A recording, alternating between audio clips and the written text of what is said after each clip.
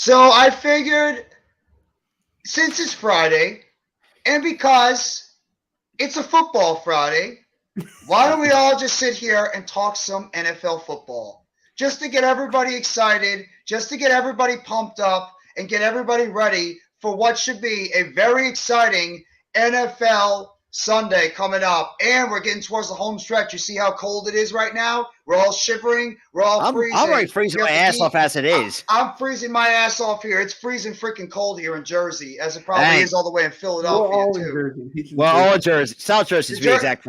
The Jersey boys are freezing. Central Jersey, North Jersey, South Jersey, New York, Philadelphia, Pennsylvania, all the entire East Coast is fucking. It's at least the Sixers are winning today. Nets won last night too, but this is a football show, so thank you everybody for coming by. Literally threw this together at the last second, but I figured, what the hell? The New York Giants and NFL Football Friday talk, where we're just gonna break down everything football, whether it's the Giants, Cowboys, Eagles, Commanders, everything in the NFL, NFC, AFC, game matchups. You want to talk about it? Throw your ideas out there. Throw the games you're looking forward to seeing. It's not just going to be a Giants exclusive podcast. It's going to be everything mixed together. And right now here are a couple of my guys, a couple of my favorite Philadelphia Eagles fans. We hate their team, but I respect the hell out of these two guys right here. Mr. Mitch Kofsky, a.k.a. the leader of the MK in the Morning Show. And, of course, Mr. Philly Sports Talkcast, a.k.a. Mr. Rob. He does it all. Wrestling, football, basketball, baseball, hockey. There's not anything that Rob hockey, absolutely not. Well, I've seen you talk hockey before. You've done hockey, You have done hockey, Rob. But since the Flyers on a losing streak, fuck that. Yeah, see? And the Devils are winning right now, so I had to throw that out there. But everybody, thank you all for coming. We're here just going to talk about straight-up football. And, fellas, how are you guys doing today? I'm going to check out I'm great. Chat. I mean, except for if you're a Buffalo Bills fan, good Lord. Haven't anybody seen their stadium just submerged in snow? Oh, my God. 6 feet of snow? Like 6 feet? Woo! Holy shit. I thought we bitched and complained about snow, but man, Buffalo has it worse.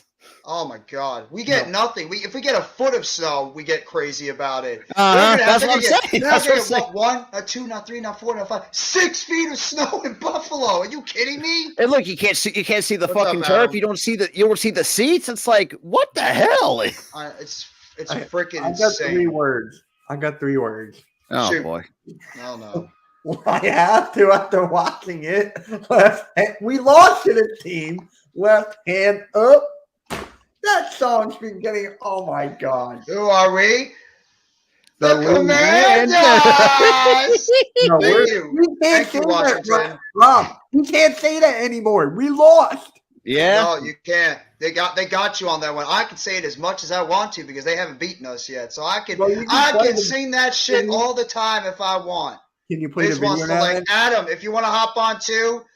We can send you the link in the chat. We're just going to make this all football. It's not just going to be Giants exclusive. Yes, sir. We're going to just talk NFL football. I don't know how long we're to go. Maybe like a couple of hours at tops, maybe like an hour and a half. I'm not sure. But let's just enjoy the Sunday. We'll preview some of the matchups that will be happening as the Giants. They'll be taking on the Detroit Lions at MetLife Stadium. The Washington Commanders, they'll be traveling down to Houston, trying to look for 2 in a row. They'll be taking on the Texans. The Philadelphia Eagles will be traveling down to Indianapolis. They'll be taking on the Indianapolis Colts and the Dallas Cowboys, who probably have the best game of the entire weekend, are going to be facing off against the Minnesota Vikings. And Dallas has got to try to right themselves after the loss they had last week. And oh my God, what a freaking disaster that was if you're a Dallas Cowboys fan. Holy shit. Was it the Green Bay choke? Yeah, the Green Bay choke, exactly. The freaking Green Bay choke that happened. I mean, that's the best way to put it. The fact that it's the ironic part. It's like, how do you lose to your former coach who screwed everything up? You did well despite winning a Super Bowl, but that's besides the point. But good Lord. I have no idea. But guys, what are the matchups that you're looking forward to the most? And what are the what are the key matchups you're looking for in your game, Giants game, all of them? I'm going to send the link. This is for NYG22, Miz, and Adam.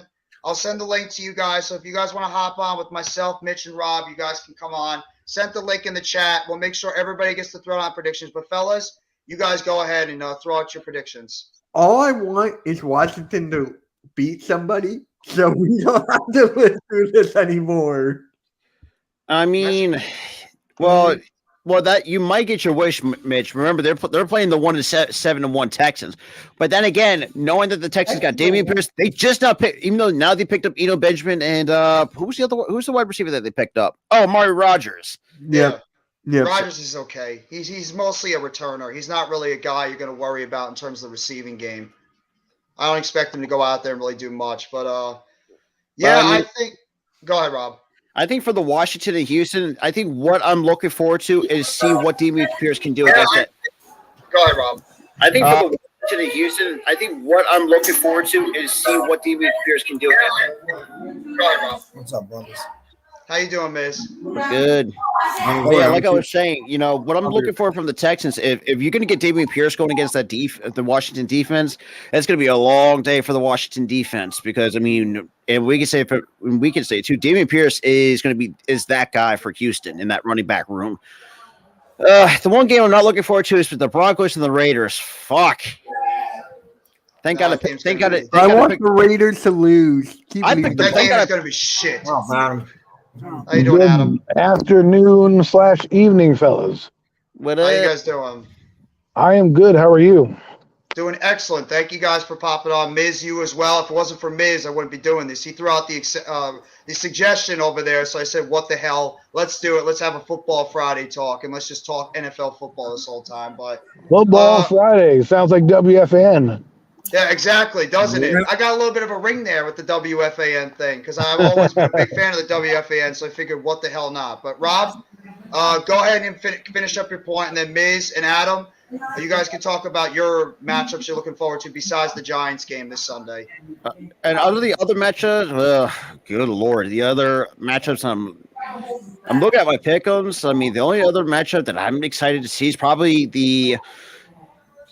either the Chiefs and the Chargers or the Cardinals and the 49ers. That's really all the other good games was. Good Lord. The other games are just absolute shit, except for the Dallas and Minnesota game. So you got potentially three good games and everybody else is shit, basically. Yeah, I agree. What do you think, Adam? What's your if you want to include the Giants game too, but what games are you looking forward to the most this weekend? And then what's going on, Steve? What's going on? Some of my guys are coming in, Jeff. I gave them subscribe up, guys, help them out. Thank you, Miss. Appreciate it all the time. Game Thank you. I'm looking forward to is the Dallas Cowboys against the Minnesota Vikings because Minnesota is interesting. They always they're always like a team that teases you, right? You think, oh man, Minnesota's coming on, and then they'll have a loss, right? So against Buffalo, they kind of overcame that. Now let's see against Dallas, who, needs this game, right? They can't go if they lose, I do not want to play them on Thanksgiving because they're going to be angry as hell. They're going to be like, oh, well, here you come. Here comes the New York Giants. Here comes our slump buster. So I'm looking forward to seeing that game. The 49ers are intriguing to me because they get on a hot streak. I feel like they have the best overall offense that can do damage in the playoffs because they can score with anybody. They got Debo Samuels. Brandon Ayuk is really coming on strong.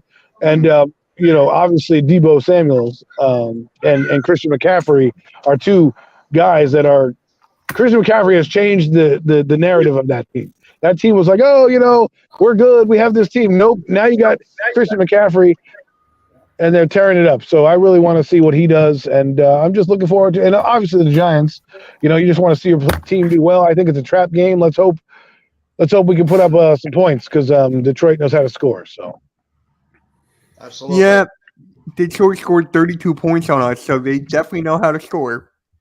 But they also can't stop anybody either. What the Lions they have one of the worst – I think they have like the – fourth or fifth worst pass defense, and they have the second. They got the second worst run defense in the NFL. That's what I've heard. Yeah, we just played the worst run defense, which was Houston, and you saw what happened. Saquon Barkley ran wild on them the entire time. So I'm not worried about them at all in terms of Detroit's defense. And I think our defense overall, as long as we can get a consistent pass rush against that Detroit Lions offensive line, I think we'll be okay too. So that's what I'm really looking forward to seeing in terms of the matchups is our defense against their offense, because I think overall our offense will do the job against their defense. But actually the other game that really intrigues me the most is that Jets-Patriots game, because I think the Jets are ready to take off. I really believe the Jets are ready to take off. I agree. No, we're still here. We're still here, Miz. You're turning circle right now, Miz. You're a circle. The funniest part is you said the Jets are ready to take off. I thought that was kind of funny. You know, I don't know if you did that deliberately or if that was just just a wordplay. But well done. Thank you. I appreciate that. Well, I have a little zinger in there. And I'm with Jets too. Like, you have to imagine that the Jets are going to be pissed off because they know that the Patriots own their asses. You know that has to be. They have to be play. And I think also they're getting hot at the right time too. And whoever thought they'd have a potential to have an opportunity to take first place in the AFC East? No one saw. We never saw that coming out of the Jets because I was just good lord. I thought the Jets would be good. I'm not just throwing it out there. I really thought this team was going to be good. Jeff's been saying that since jump. Yes. This team has so much young talent. Coach, what's going on? Thank you. The link is in the chat, a little higher if you want to hop on with us. I thought the Jets, they have so much talent in that defense. I mean, the Giants, we talk about our defense. That Jets defense is freaking scary. It's stingy. They are good. They're the best. You could pretty much say between the Eagles and the Jets that have the best best cornerback duo in the NFL with DJ Reed and especially Sauce Gardner. How good those guys are playing. Sauce especially. Good. See, Sauce Gardner is interesting because he really is a game changer, right? We didn't think he was. A lot of people were like, "Oh, why would you draft a corner?" Well, he's proven to you, like, man, he ain't no joke. I mean, he comes as advertised. And he basically changed that whole defense. Without Sauce Gardner, I don't think they're that good, right? With Sauce Gardner, he helps Carl Lawson, he helps Jermaine Johnson, he helps that entire pass rush because they're both guys. Because guess what?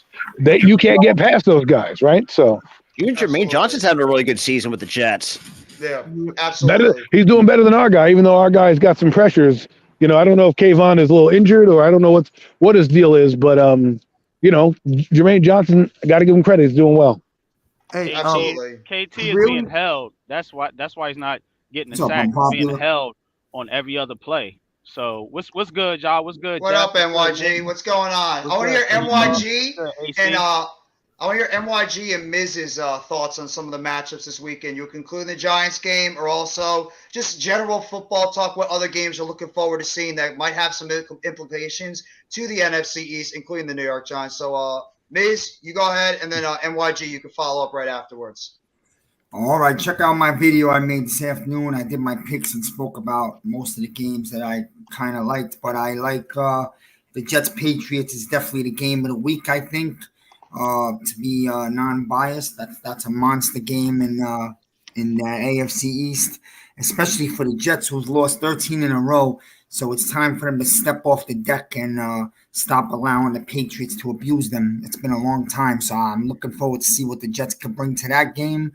And the Minnesota-Dallas game is a monster game, of course, with the Giants-Dallas on Thursday. And I feel like the Vikings are coming off a real emotional high win in Buffalo, and sometimes that could come back to hurt you. Trends where teams are due, and I think the Vikings are due for a loss here. So we'll see what happens with that game. And the third game I like a lot is Monday night. You got Arizona and the 49ers, and I think that's a very interesting game also. Because Arizona can win that game at home against the 49ers. That can go a long way for Arizona's season. So, hey, we see. Absolutely. I agree with that Monday night game, too. I think the 49ers might start getting themselves together, and they're getting a little healthier on that defense and offense. And I think they're a team that no matter what, even with Jimmy G at quarterback, you cannot underrate how good that football team is with the talent they have on both sides of the football. And as long as Jimmy G doesn't turn the football over consistently, that San Francisco 49ers team is a threat in the NFC, no matter what anybody, no matter how you feel, they are still a legit threat on both offense and defense. NYG, what about you, bro? Hey, real quick, just to answer 1738 Sports, there is a game. The Buffalo Bills game was moved yesterday to Detroit. It will be in the Detroit Dome. Yes. Yes, absolutely. That should be funny. But yeah, man, I'm with Miz on this one, man. I think the game we got to be paying most attention to is that Minnesota Dallas game. Because think about it like this: if Dallas loses, they're what, 6-4. and then they turn around on Thanksgiving and lose to the Giants, they're gonna be in danger of missing the playoffs at that point because 6-5, it's crowded. You know what I'm saying? You got Washington coming, San Francisco in the mix. You know what I'm saying? Of course, Dallas, Philly. The Giants. You got a couple other teams. So you gotta the G-Man, baby, the G-Man. Right. So think about that. Think about we could possibly put an end to Dallas's playoff hopes with a win Thanksgiving if they lose to Minnesota. Now, I'm kind of torn on this game because I'm not sure. I'm not sure because to me, it's one of those games where the Giants could get caught slipping against Detroit, or Dallas could get caught slipping against Minnesota going into Thursday night game. Now, do you want Dallas in that game coming off of a loss? Or do you want them coming in cocky off of a win beating Minnesota and then possibly slip up and we get that game? Now, it's interesting that I think the Giants are going to hold out some of these players in this Detroit game, most notably Evan Neal, because they want some of these players to be healthy going into that Dallas game. The other game I'm looking forward to, obviously, is that Eagles and Colts matchup. Because if the Colts somehow beat Philly, guess what? And we win, we tied. We tied 8-2. So now you got to really, really, really start considering the New York Giants for NFC East championship. Now, I know it's two Philly cats on the panel. No disrespect to y'all, but it is very, very possible that Philly loses that matchup against the Colts. Oh, yeah. Not after the fact, we got Limbaugh, Joseph, and the Navigan Sue now. Yeah, they just got there. They ain't even got their cleats yet. They barely got jersey numbers. So no, they got jersey numbers. You really believe that the Colts are going to lose to the Philadelphia Eagles are going to lose to the Colts? Like, are we smoking crack here? Like, I'm not smoking shit, bro. No, hold on.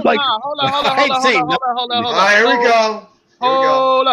Hold up. I'm not smoking jack crack because any given Sunday, a team could lose. Now, you got to think with Jonathan Taylor and that run game that the Colts is putting on, man, do you think Philly ain't nervous with that game? And it's in Indianapolis. I'm not worried about them one bit. I'm not. I am not holding the Colts. Now, am I picking the Eagles to lose that game? I don't know. But I'm saying it's very possible that they could go in there and drop that game to the Colts.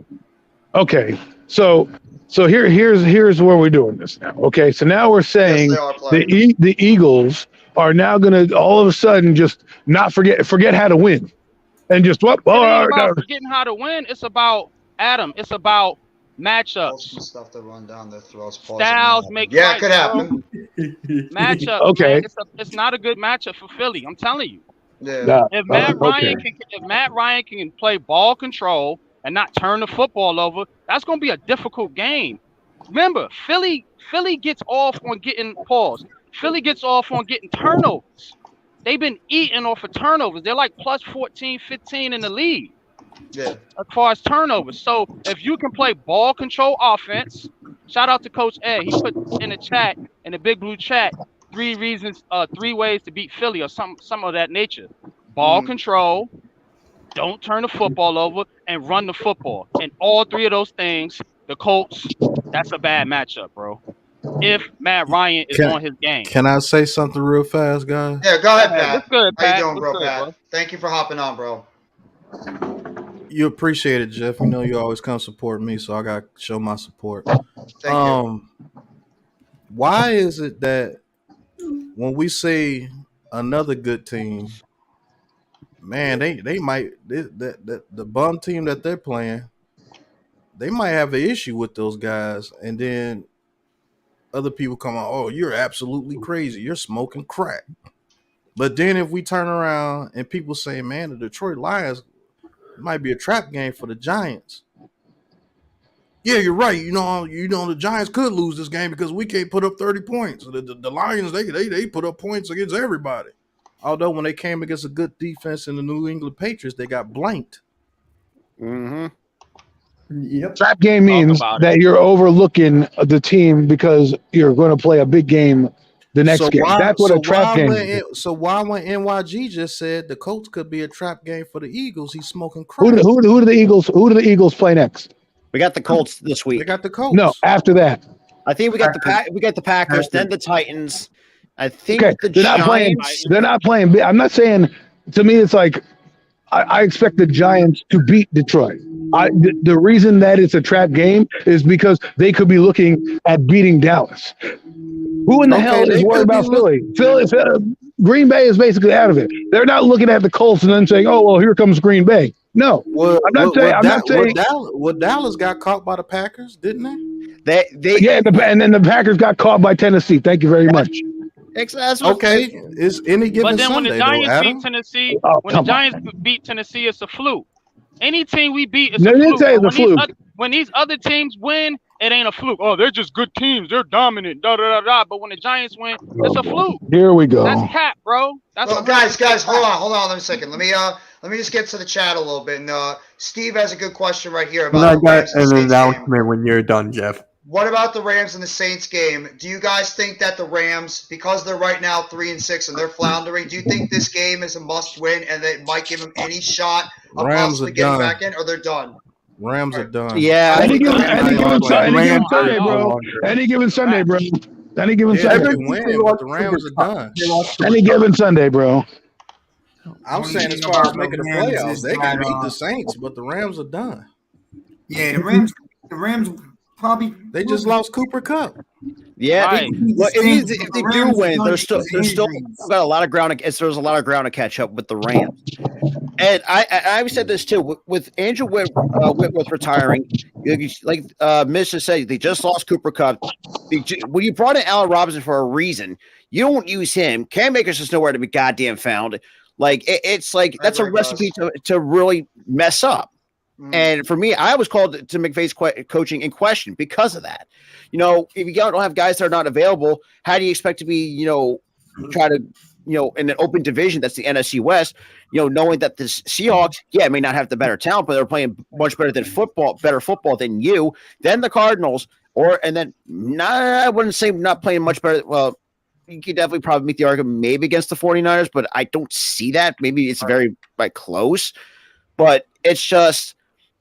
Rams fans have to realize, y'all asses are cooked one way or the other. Oh, yeah, they're on the third left tackle right now going forward. They have no running game. Their best wide receiver, the only guy on that team who's actually doing something for them, he's out now for a few weeks. It's obvious they're missing Von Miller at that pass rush. And even Jalen Ramsey is not looking like Jalen Ramsey. He's getting cooked out there on defense. Oh, absolutely. The Rams right now, and Matt Stafford has been inconsistent. There's rumors going around that Sean McVay might retire after the season. I heard that. But there's rumors going around that McVay might be done. I didn't hear that. And the thing that hurts that Rams team the most, they sold their entire future for a championship. And they got the ring, but now look, they have no draft picks. They traded them all away for the guys that they picked up. When they got Odell Beckham Jr., obviously the Von Miller trade, a couple of the other trades they made, including Jalen Ramsey a couple of years ago, they traded away all their draft capital to win a ring now. So, they got the Super Bowl, but it's going to be hard times for the Rams going forward because they look like their window is shut. And, Jeff, I made this comparison to what the Eagles were in 2017. When we put all, it's like you said, when the Rams put all their eggs in one basket after they won that championship, we saw, like I said, Whitworth retired. I don't even know what their cap situation is like. They got a lot of money on the books for a certain amount of guys. Some that deserve it, like Aaron Donald, for example, deserves a huge contract. And that way to say it, it was like us the following year. Well, even though we didn't trade all of our future, but we were so cash strapped. It took us a while to get rid of it. So, I know we're in a different situation, but you kind of understand where the comparison kind of sees, we were screwed the following few years. So, like you said, geez. I mean, Rams fans. I mean, look, I like McVay, but man, I think their coach is going to take a hit if he does retire. I think the whole team is taking a hit. Go ahead, Mitch. You haven't talked in a while. The Rams are basically done. No Cam Akers. There's no Allen Robinson. They're basically done. But big news: the Hardcore Sports Network just hit 200 subscribers as of 5 minutes ago. So we finally hit it. Thank God. Now on the road to 200. So I appreciate everyone's support and hard work. Thank you, guys. And I appreciate the 11 right now in the chat that have been watching. I appreciate it sincerely. These are some of the best content creators you will find around, not only in the Big Blue Crew, of course, my guy, the leader of the Big Blue Crew, down there on the bottom, Mr. Big Pat Sports Talk, as well as Unpopular Opinion Sports. He does an excellent job, too. Pat's going to be rolling out. Pat, you're doing the lounge tonight, right? Or are you doing the Big Blue Cave, or are you doing the True Big Blue podcast tonight? That's going to be on Lou's channel tonight. Okay. I'll make sure to hop over there when the stream is done later on tonight. Unpopular Opinion Sports, he does an excellent job with the heart of the city. He even does his giant conversations every Sunday. Make sure you go check that out. The Miz, I don't know if you guys saw his video earlier. The Miz is going to be doing a lot of World Cup stuff during the week. So if you want your fix of soccer in the World Cup, go check out The Miz. He's going to give you some daily videos, daily updates. The Miz is going to get you fired up if you're a soccer fan. Cannot forget about our guy. Cannot forget about our guy. I can't wait to check out your stuff, Miz, with the World Cup stuff. And Adam, how can we not forget about our guy Adam over here, the work that he does all the time with the real deal NFC East Roundup with our guy Mac the Giants fan every Wednesday at 5:30. So you have to always check out Adam's work and his work that he does with the Hurry Up. Can't always people tend to want to forget about me. I'm a forgettable person. No, never. No, you're Daniel Jones' biggest fan. Come on, Adam. You know that. It's because I fan the flames of what people call negativity. No, that's good, man. That's good, though. It brings balance, man. You know, it does. It does, man. I like your work, Adam. That's what makes conversations. That's what brings arguments. That's what. So that's why I'm on the dark side. You guys are the Jedi. What was it last night? He says, "I'm that dude," and I got King Cougars. I like that name. I'm that dude. How you doing, Coach? What's good, Coach? What's up? What you mean about King Cougars, man? Don't talk about King, man. That's my school, son. That's my school. I like actually. I'm repping. Nobody's talking some trash about your school. Nobody's talking. Yes, he did. He said before it was I'm that dude, now it's King Cougar. Yeah. Because you were that the name changes all the time with your thing on the bottom. With you. I know you are. That's exactly. I know where Coach is coming from because my Clemson Tigers are getting a tremendous amount of disrespect to the college football play. To the college, we're getting towards the end. Because they think since we lost to Notre Dame, like we were like looking outside looking in. It's like, are you kidding? We're 8-1 of one of the weakest conferences in football in the ACC. Hey, Michigan's third seed. But yeah, y'all got nobody cares about Michigan. Mitch, your team's got your college team's got a cupcake schedule. So I got to know. Listen, you got Shout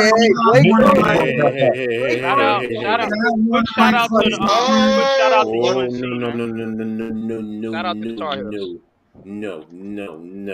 Big Ten will stomp on the ACC. Kill that BS, man. That's what I don't see anybody in the ACC messing with the Big Ten. I'm sorry. No, the Big Ten. I always had respect for the Big Ten, and I even said this too. Carolina's 9-1. Just saying. Wait, who was that? I couldn't hear you. That was NYG. He said Carolina. Carolina's 9-1. I couldn't hear you. North Carolina would get their ass whooped if they play anybody in the top conferences right now. Oh yeah, probably, but it looks good. 9-1. Can we all just talk about the disaster? Also known, we could go strong on this. The disaster, also known as the Las Vegas Raiders. And my God, I feel so stupid picking that team that they were going to win that division. I said Kansas City was going to come in last. Wow, do I feel like a smart football fan after that one? I think we all look stupid after that. Which brings me to my next point, Jeff. Don't smoke crack. Yeah. I think the Raiders have to I think the Raiders have to start over with some young kids, draft a quarterback. I think Carr is gone after this year. It's not really his fault, but it's time to refresh. And Nah, where my McDaniel, man at that said Derek Carr was gonna be the #1 quarterback in the league? I remember that. What's my man's name? Was that AK? That was AK. Yeah, That was where AK? he at? It was Yeah, AK. where he at? Cause he wanted to debate on that. I need him to pull up right now. He might be working right Where now. you at, AK? McDaniel will be back in. McDaniel will be back in New England next year with Judge and the other Get the hell guy. out of here. So, McDaniel will be I'll back. be in honest New with England you. next year, Josh McDaniels ruined everything over there, man. They should have kept that coach they had last year. And not to mention, and think of this too, that Gruden contract's biting them in the ass. So they have no, they're so cash strapped.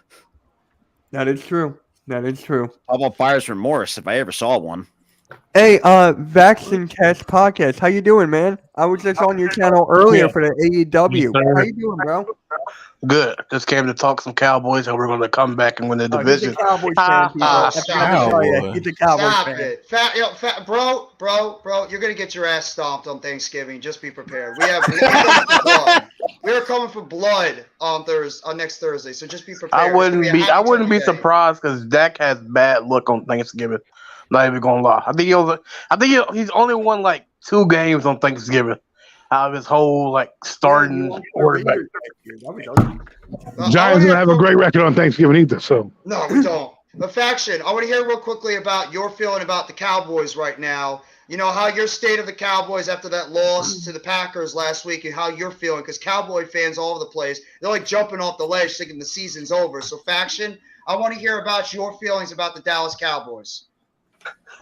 Yeah, some fans think the season's over. Like, I kind of expected Aaron Rodgers to come whoop us because Green Bay owns us. No matter how bad they can be, they can be 1-16, and the one win they'll have is the Dallas Cowboys.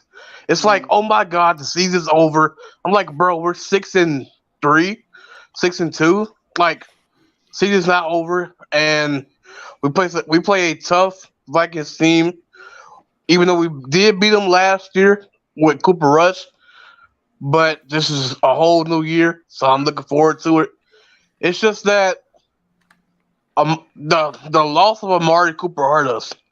I know a lot of fans say we didn't need Amari Cooper and all that. Yes, we do. CeeDee Lamb. I like CeeDee Lamb. Make good quarterbacks, man. That's what I was told. Receivers don't matter. Yes, receivers matter. Receivers matter. Look at Jalen Hurts. You think Jalen Hurts didn't improve that much because he got that beast A.J. Brown on the outside? They do matter. You think Daniel Jones would be better if he had a #1 receiver? Let's just be real. Look what you watched last night with the Packers. They got no. That was a disaster. Allen Lazard is fucking Christian trash. Watson's looking good, though. Pathetic. I like Watson, though. Are pathetic. Watson's playing really well. I really like Watson right now. No, NYG, I will say, I think if Watson and Dobbs both play, if they get healthy and they at least play out there consistently on the field, I think that Green Bay does have a couple of nice young receivers. Don't know if they're #1s. I think they're might develop into #1s. But right now, yeah, it's obvious Green Bay is impacted without Adams, and it's so obvious over there in Tennessee. They miss A.J. Brown badly over there in Tennessee. They have no way. Yeah. Robert Woods was not bad last night. But Tennessee badly misses that true #1 receiver on the outside that can help take some coverage to the outside to allow Derrick Henry to not have 8 or 9 in the box, looking to try to get him over there and try to keep him in the box. So, I mean, that's the obvious thing is that Tennessee really effed up by not trying to sign A.J. Brown. I don't think so, Jeff. I don't think Tennessee messed up because I'll tell you why. This is what Tennessee did. They put the money in the running back, and they don't have the money to put into Brown. If they do, they'll have no money at all. So what they do is they traded Brown and drafted a rookie receiver in the draft that gives them a rookie receiver contract for 4 years. And what that does is frees up money for them to keep stacking what they're good at, which is in the trenches, especially the O-line.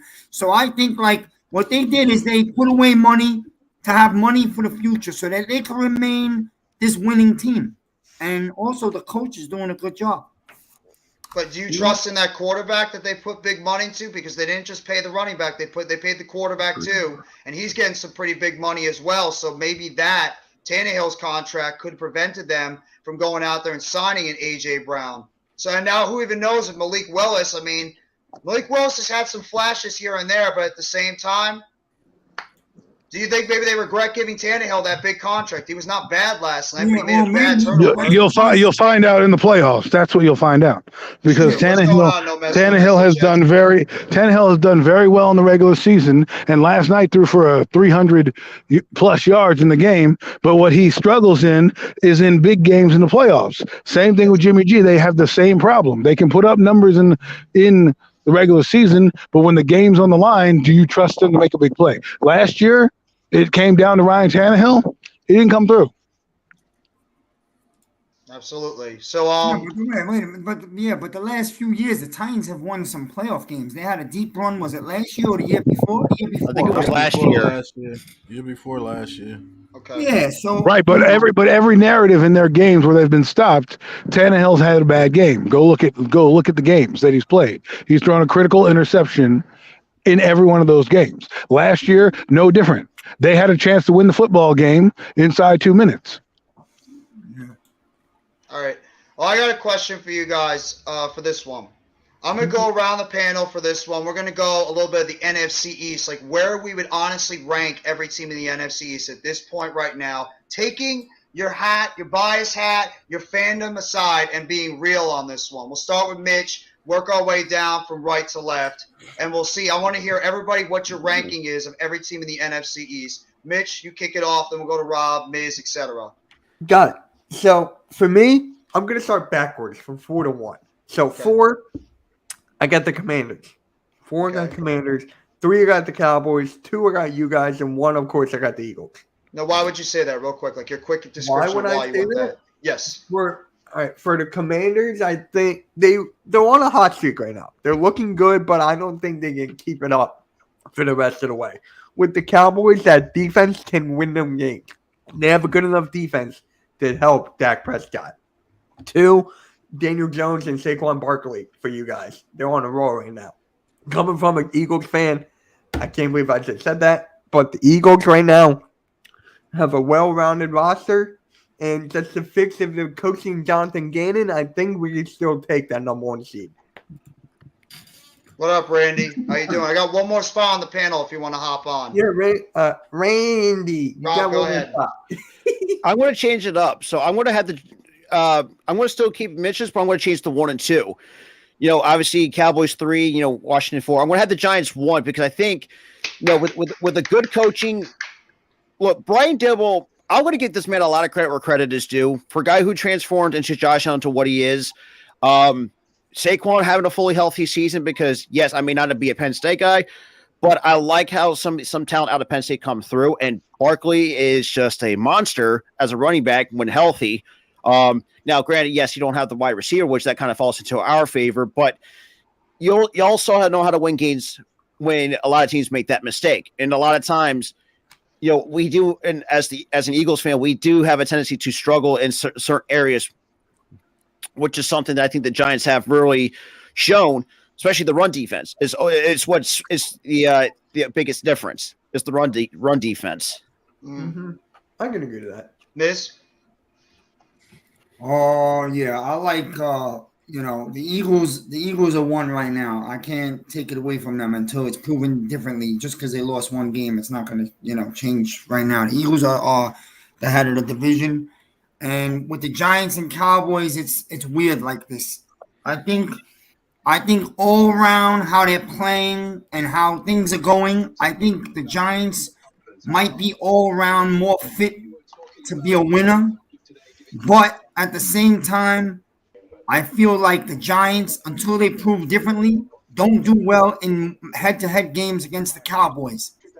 And that hasn't changed yet. So, to me, Giants and Cowboys are right there at 2. You could go either way. It's like 50-50 to me. And then Washington's last, but I wouldn't call them a last-place team like that because, Washington's capable. Obviously, if they get better quarterback play, which they did from Heineke, Washington is not that bad of a team as we might have thought 3 weeks ago. MYG? Um, yeah, taking my fan hat off for a hot second. I mean, how are we ranking them? Like, how they gonna finish at the end of the season or right now? Right now, at this moment, not at the end of the season. Okay, right now, I mean, you got to give it to the team with the better record. I mean, until we play the Eagles, I can't definitively say that we're above them. Now, us, I got it too, only because I think we're a more balanced team than Dallas. Um, I think we got the better running back. Our quarterback does not turn the ball over, and you can argue with the defenses, but the fact of the matter is we know how to play ball control and we know how to keep teams out the end zone. Okay. So 3, you give it to Dallas, 4, Washington. You know what I'm saying? That's just is what it is, man. But if I'm ranking them at the end of the season, I got us 1, Philly 2, Dallas 3, Washington 4. Okay. Adam, and then I'll go right to Pat afterwards.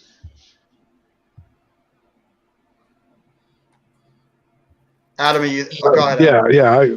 I'm gonna just leave it at chalk what it is right now. Eagles, Giants, Cowboys, Redskins.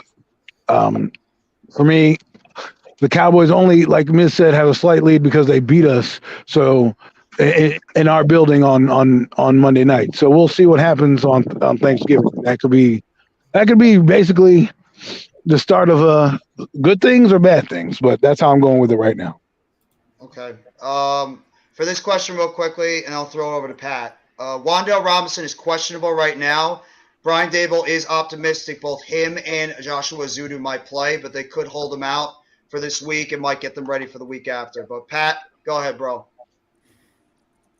As far as number 1, you got to put the Eagles until proven otherwise. They are coming off the loss against the Commandos, but New York Giants and Cowboys, I got 2A, 2B.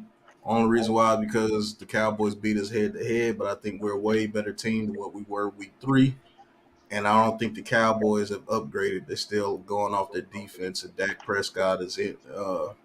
He's mistake prone. I think we can take advantage of that on Thanksgiving and coming up. The Commandos are number 4, but all of these teams are worthy opponents in this division. But let me say this: I can't wait to play the Eagles. Me too, bro. I can't wait to play. I can't wait to play. Hold on, Mitch. I can't wait to play you fucking guys. You want to know why? The fan base. Not just because of the fan base. It's the test. Yeah. We go in there and beat the Eagles. All this bullshit about the Giants. I'm starting to get like the Miz a little bit, and I'm starting to get fired up. Yeah, let's go. The Miz is starting. I love it. The Miz is starting to fucking rub off on me a little bit because I am getting a little tired of the disrespect, and a lot of it's coming from the own fucking fan base, which is crazy. That's what pissed you off. Oh yeah. Like there's been plenty of teams that are doing what we're doing, and guess what? All those fucking teams went to the Super Bowl, and only 2 of them lost. So when I say things like if we get into the playoffs, I don't think people would want to play us. I'm not bullshitting. You can laugh at me all you want to. You can say, "Oh, DJ," and all this crap that you want to say. We ain't beat nobody. But I'll continue to say this. Every fucking year for like the past 5 years, San Francisco does the same damn thing. They go 3-5, 4-5, and then they come on strong in the season, and everybody's looking at them like, fuck, I don't want my team to play them. You want to know why? Because they play great defense. Jimmy G, when he doesn't turn over the ball in that run game, I don't care how high-powered your offense is. If that defense has the will that won't be broken and they continue to get you off the field and run that ball and waste clock, time is ticking, and you don't have enough time to come out there and put up your little 30 points that everybody wants so fucking bad. For all the shit that you talk about Jimmy G, that dude has been to almost 2 Super Bowls in the past 4 years. You want to know why? Because that defense and that run game is tremendous, and Debo Samuel and Brandon Ayuk are nothing but a extension of the run game.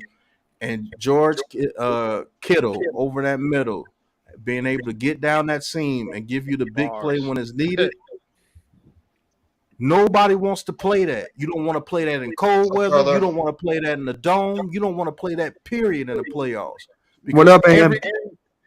Everything intensifies in the playoffs. But what was the common denominator for the 49ers? What do you mean what was the common denominator? In their loss. What was the common denominator in their losses in the playoffs? You want to know why they lost that game against the Rams last year? Further, if you want to hop on too, you can.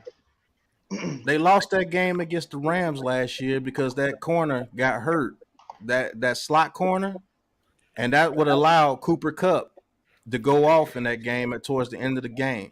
And could Jimmy G bring it home for him in the final seconds? No, because the Rams defense wasn't no punks either.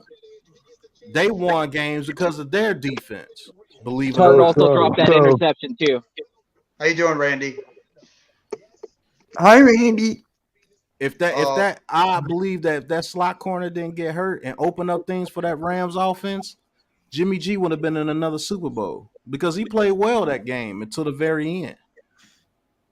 In the Super Bowl, they were one throw away from winning the Super Bowl. And let's not forget, that was a fluke-ass play. That was a fluke-ass play Mahomes threw to Tyreek Hill to keep them in that game.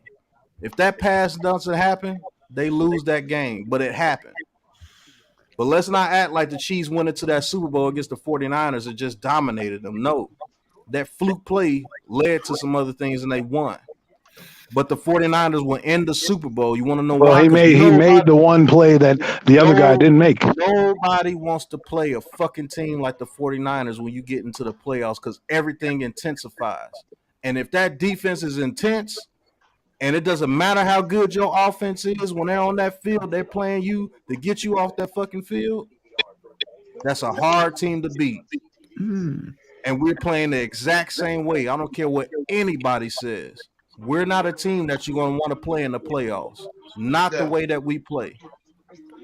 And I'll say this too: with bias with bias aside, look, I never slept on the Giants. I mean, the way that they've been playing, I still think they're a legit team. You know, I mean, like, there's no ifs, ands, or buts about it. Look, say what you want. You know, not just us. Like, the haters always are going to hate on the NFC East because we got a cupcake schedule. Bullshit. We can't control who we put in front of us. You know, facts. Either way, a win's a win, no matter how you look at it. Hold on for a second. Is somebody background playing a little bit? Because I'm hearing background noise. Everybody mute your mic for a second, please. Listen, man, one thing about cupcake schedule, half this league is cupcakes right now. So you got to remember that. Yeah. You got to play somebody. We beat Tennessee week 1. People thought, oh, the Titans aren't the same. Well, look at them now. How does that look right now? Going into Tennessee and shutting Henry down. How'd that look? Look at Baltimore. They said the same thing about Baltimore. True. Baltimore. You handled them in the fourth quarter. And I don't care what people say. Green Bay's not the same team. They look horrible right now. When we went to London to play them, nobody in the world gave the Giants any shot at all. And the Packers were a winning team at that moment. So the only team so far to lose to the Packers is the Cowgirls. Yeah, that's true. Yo, if you sleep on the Packers, Rodgers could get you at any moment in any game. Breaking news right here by Mr. Super Taj. He says Shane Lemieux is going to be activated, so that's a good sign. More offensive line depth for the New York Giants. Right. Probably has maybe something to do with the Zudu being banged up. So maybe activating Shane Lemieux, you can give a Zudu a week or so to recover because he does have that neck injury, and you don't want to take any chances with a guy with a neck issue. But let Mr. X's and O's, Mr. Coach Ed Gladney, throw in his opinion on the NFC East right now. So, Coach, you got the floor is yours, Mr. Coach Ed Gladney. Washington's number 1, Dallas is number 2. It doesn't matter about anyone else. Wait, huh? Washington won? He's playing around, Mitch. He's just joking. Yeah. That's sarcasm. Seriously. I know. I had a long day streaming. Philly is 1, for everything that they've done this year.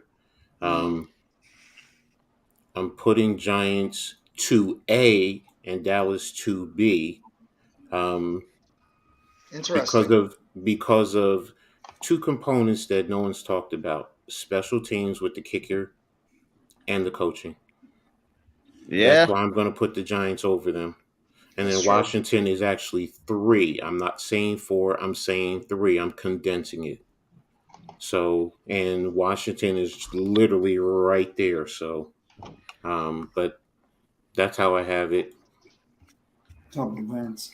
How you doing, Levance? Thank you so much for coming by the chat. Yeah, or you could probably make the argument that the Eagles and Giants could be 1A, 1B because I think they're almost like exact same similar built team. Both are well rounded.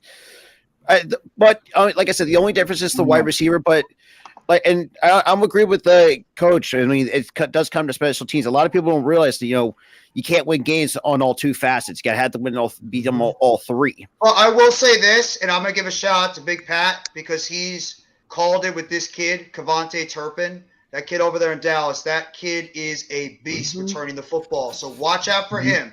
Pat, you get all the love when it comes to that because you were talking about this kid back in his TCU days and when he was in the XFL. How good USFL. My fault. He killed my Philadelphia Stars on special teams. That kid is a difference maker for Dallas, and you give him a little bit of room, he can return it back for a touchdown. So I can't say that we have the full advantage of special teams because our kicker has been inconsistent, and we have had 0 return. Wait, our kicker? 0. Our kicker? Punter. Jamie Gillen has been erratic.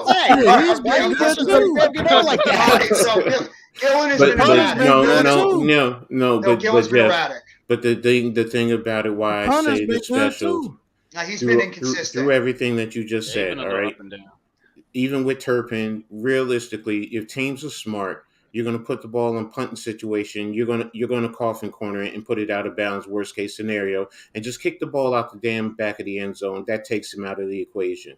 The bottom line, it comes down to in those game-winning clutch situations. Graham Gano, we all have faith. We can put him out there at a 60-yarder and not really stress that he's going to miss it. We'll probably be about 60, maybe 65% confident that he's going to hit a 60-yard field goal to win a game. So that's why that's where I'm considering the special teams because of the field goal kicking in those clutch moments. Also think about kick coverage and how we've gotten a lot of turnovers on special teams. Hardest Steelers. I know you want to pop on right now, but I actually have a full panel. I got 10 right now. It's the most I can unfortunately fit on here. So if you want to, just remain in the chat, and eventually, if somebody has to head out, I'll make sure. Don't worry, I'll be leaving soon. So I'll be leaving in a minute too. Rob and I got our stream in an hour. But Tyler and Randy, I want to hear your guys' opinions about the NFC. So Tyler, I'll go with you first, and then Randy, you go right after Tyler's done. The Eagles look fantastic. Yeah, last week wasn't the best because of the run defense. They look great. The Giants have shocked me. They look awesome. And the Cowboys, they're a little bit iffy right now, but they're still pretty good. But the team that really shocked me through this whole thing had to be the Giants because no one expected the Giants to be as good as they are, but they were really, really good coming into this week. They're really good. They look really strong. Saquon looks great. Their offense looks great. The defense looks pretty good. They just look great. And I have to give them credit for that. The Cowboys, they had a really strong start. They kind of went to a little skid here in last week. But the NFC East looks very, very strong, minus the Commanders. They look very, very strong. And I am impressed by this division. I'm not disrespecting the Commanders. I don't care what anybody says. I'm not disrespecting that football team. I think they're a lot better than people are giving them credit. I think they have talent on both sides of the field.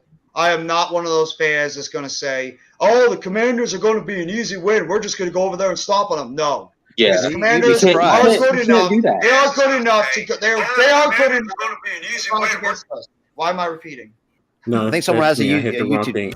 No, I it's hit okay, it. I hit it by And mistake. Jeff, I hit it by to go on mistake. your point, You Jeff, just like I hearing mentioned my this voice, too a couple Coach. times. Like, why? Like, if you have Heineke, why the hell would you trade for Carson Wentz in the first place? Are you really Oh, that? that was damn- one of the dumbest moves this That's the thing offseason. I don't get. That's the one thing I don't get. You have Heineke. He was really solid for you the last couple of years.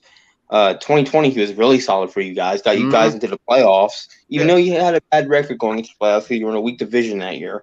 But he was really a really good quarterback, and he looked good in all the years that he's been with Washington. He's been really good, very solid. That's what happens. That's what happens. No disrespect. He's an NFL backup. That's not the guy. The Washington's got to go out and draft one of these quarterbacks in this next draft if they want to step up to the next level. Keyword draft. Pat, go ahead. He's been very solid though. But I will say this. I think they should have just trusted him over Carson Wentz still. I know. Oh yeah. I know he's a backup, a quality backup, but they should have trusted him over Carson so they can go into this draft and draft a quarterback because this is a quarterback heavy draft. So absolutely.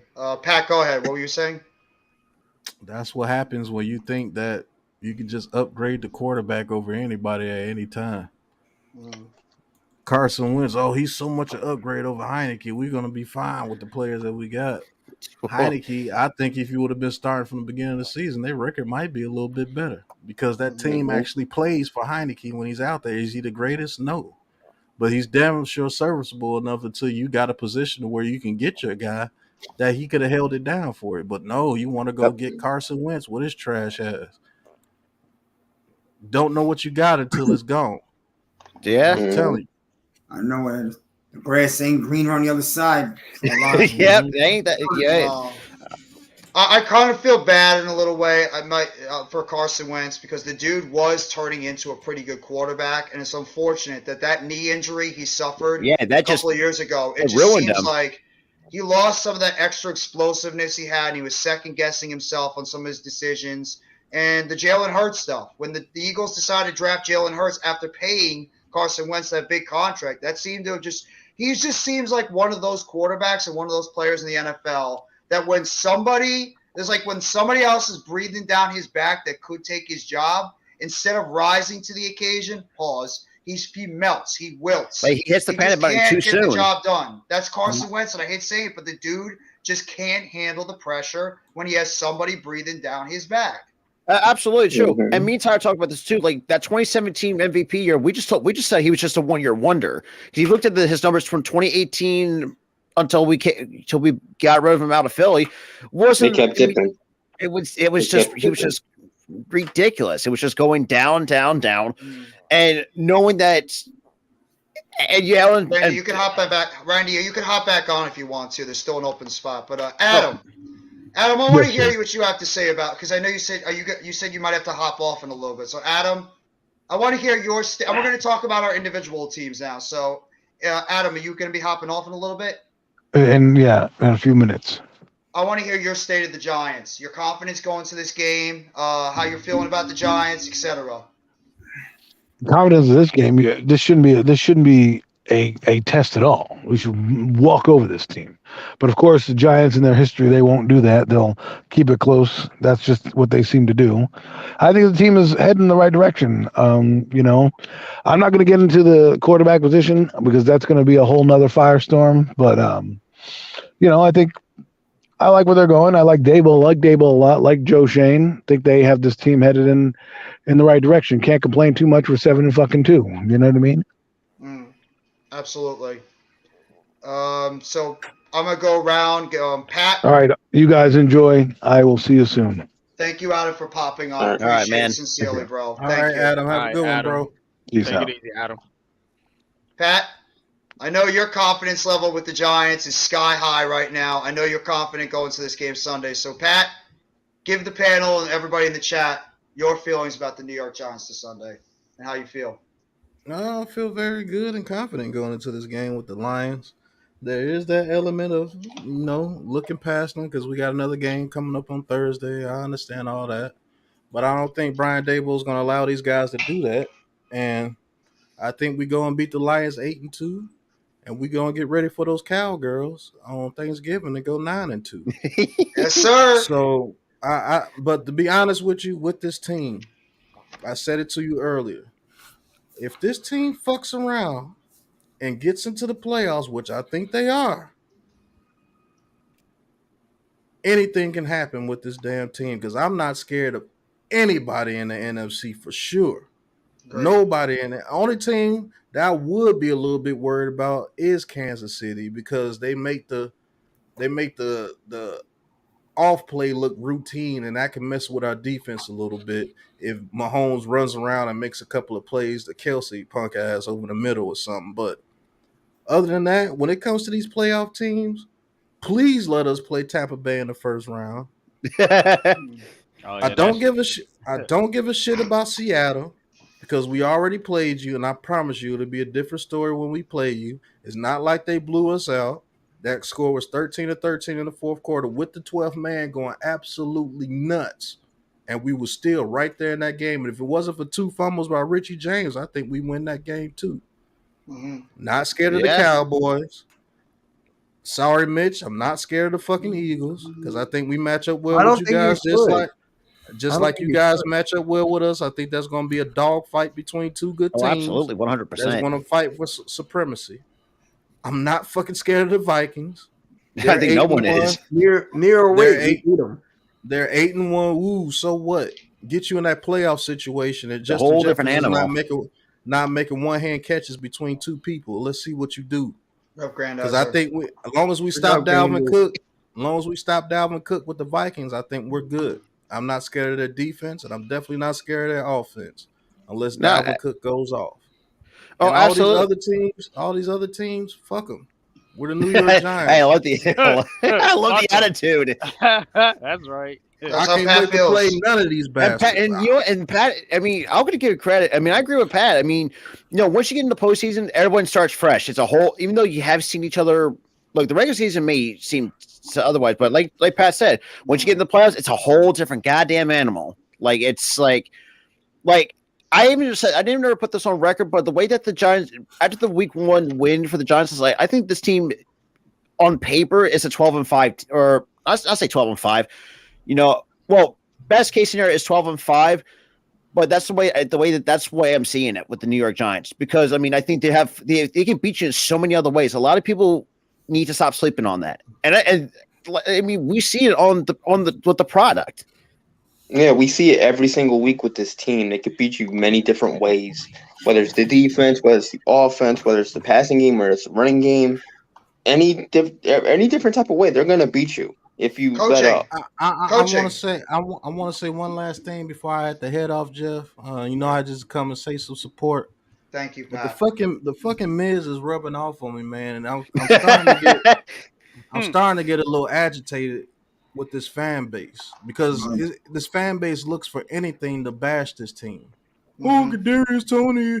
Oh, we should have never got rid of Kadarius Toney. Joe Shane is so stupid. That fucking dude never did anything for us. The dude wasn't available. He had 2 catches for 0 yards with us. It was never going to happen, folks. Some people just need a change of scenery. And then he just hopped in all the way to the end zone. But the young fans in this fan base, man, Pat. The young fans. It's ridiculous. They fucking cry about everything. Tony Jones doesn't fucking. His arm doesn't extend 3 feet. All this fucking nonsense. None of these people ever watched real fucking football. I played the fucking game. These kids are so soft. You open their closet, they got 400 jerseys, 15 different teams, and then they want to sit there and cry about any little shit on Twitter. Oh, don't even get me started. We're fucking 7-2. We haven't been 7-2 in years. When are people gonna appreciate what they're watching? But listen to this, man. Exactly. Listen to this, man. What were the main things a lot of Giants fans were saying? I don't mean to say. I don't know if he was praying or what, Coach, but what were I know, Grandizer. What were Giants fans saying when they came into the season? Oh, we just want to win. Oh, Daniel Jones, show that you can just make it happen. Daniel Jones, don't turn over the ball. Daniel Jones, show me that you can step up in the pocket. Daniel Jones, show me that you can get outside the pocket and make some plays. Daniel Jones, show me that you can do things on third down. Daniel Jones, show me that you can get us a victory when we're down. We need you the most. And the fucking guy has done all of it. Mm-hmm. And the thing that you come back with, oh, you're not putting up major stats with a receiving core that's in the bottom of the league. Yeah, that's true. We want you to throw the ball deep. We want you to take chances. Okay, when Tyrod Taylor came in and took that chance, what was the first thing that happened when he came into the game? A fucking interception when he threw that ball deep. Yep. Mm-hmm. And Daniel Jones is the type of quarterback that when you get him in the playoffs, look out. Because he makes good decisions. Yeah, he makes good decisions and he doesn't turn over the ball. And guess what? We run the ball with the best of them. People are stacking the box with 8 people and we're still running the ball at your ass. That's what happens when we have Saquon Barkley. Line your punk ass up against our front 8 and see what we do to you. We still running the ball on your ass. You mean to tell me if we put a receiver out there that's to be respected, that Daniel Jones can't get shit done? Are you fucking dumb? If it was like that, he would be turning the ball over right now, and we would be running the ball on 3rd and 11 or 3rd and 12. We put the ball in his hands and say, go get it done for us, Daniel, and he's done it all year. So you mean to tell me if you put a receiver out there that could get open like an A.J. Brown? Sorry, Mitch, but Jalen Hurts ain't shit like he is right now. A.J. Brown didn't come to this team. Oh, my God. Jeff knows I'm the biggest critic on Jalen Hurts. He is. He is, Pat. Don't even get me started on that. We all criticized the guy. Let Miz go. Miz, go ahead. I'm just saying the O-line's starting to get healthier. Neal's going to come back, Lemieux. And by the way, I'm telling you, don't let Odell Beckham healthy get inside our building. Oh, my God. The Giants have become a beast in the NFC in December. I'm telling you. Miz, we about to get 3 linemen back. Our offensive line was with second stringers, and we're still doing this. And y'all are getting healthy at the right time. Rob just made the right comment. I'm finna get off because I'm gonna get your stream turned off. But these fucking people have no business. It's okay. Hang out 5 more minutes, Pat, because we need your passion. Well, I agree with what Rob said. I love the passion. I'm a Philly fan. I'm not saying that, and I said this in my video last week. I'm not calling this the 07 Giants, but that 07 Giants was 7-7, and no one in the league even spoke about them. They were 7-7, and they snuck in the door. Giants. So, 7-7. That 07 team was one of the most impressive teams that I've seen in my years of watching the league. Oh, someone's got a YouTube tab open. No, and no disrespect to you guys. You guys are Eagle fans. The Eagles are a good team, and I'm looking forward to those 2 games in December. Is somebody repeating? I apologize, man. Somebody. Further, can you mute your thing for a second, please? Oh, my bad. Sorry, I was on the YouTube side too. No, it's okay. Don't worry about it. Listen, man, I don't want to look past this week because, like, in a weird way, I'll give it to you this. The Lions are the bowl of soup before the real meal comes next week. So, don't push the soup aside because it might steal on you. Miz, I know you fucking feel me, bro. Evan Neal, Ben Bredesen, and Shane Lemieux have been out for the past 3 to 4 weeks. And people still can't stop us from running the ball. And you know we gotta run the ball. That's a pause, Randy. That's a pause, Randy. But fellas, what about that jumbo package the Giants been rolling out? That's what I've been talking about. NYG. That's what he's saying. You can't stop that. You know we're running the ball. We don't even have a tight end on the field to even go out on the route. Facts. You know what's coming. And you still couldn't stop it. Well, here's the thing, too. The one important thing that I agree with what Rob just said earlier, what he said is the absolute correct thing to say. The Giants are getting healthy at the right time. Look at what happened to the Eagles in the last game. A.J. Brown got banged up. Goddard's now out for a few weeks. The Giants are getting all these guys that have been out for multiple weeks. They're coming back. Our offensive line now has depth. Matt Peart, Ben Bredesen, Shane Lemieux, Nick Gates. You have Tyree Phillips. The Giants' offensive line now with backups, we're getting the job done. Now we have depth to run those 12 and 13 personnel. Jeff, I gotta go. But let me tell you this: do not let us beat the Lions and then go on Thanksgiving in 4 days and beat the Cowboys. You're gonna see a video from me that's gonna make Miz's videos look soft. You want to know why? Because I've been hearing this bullshit. Coach knows that I want to be a coach as well.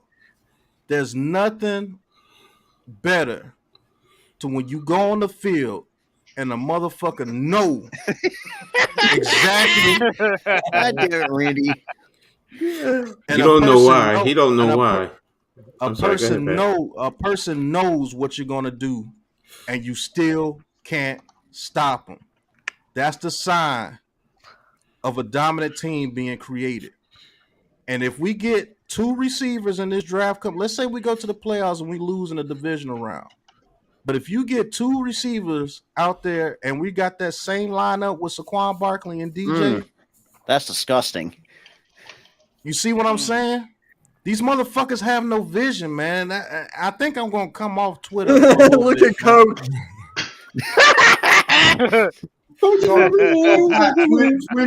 Twitter is a cesspool of negativity. I will never change my mind. That's why I don't go on Twitter anymore, because I can't take it. I can't take people on Twitter. It's like if you Twitter's just way too toxic, man. It's just funny to me now. If you speak logic, it's like if you speak logic, it's like it's not registering to these cats. Me and NYG, we got into it about Daniel Jones, but we brought facts. We did a whole show about it. Facts. There wasn't one show done like that until me and NYG did it.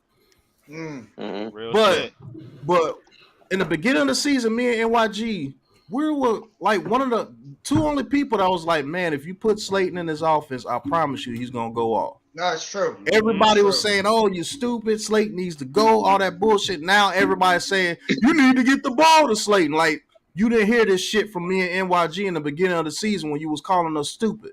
No, you're right. Shit. You guys were right. About it. You didn't hear this shit from me, Lou, Miz, everybody in the Big Blue crew in the beginning of the season when we said the offense was going to have to go through Saquon Barkley.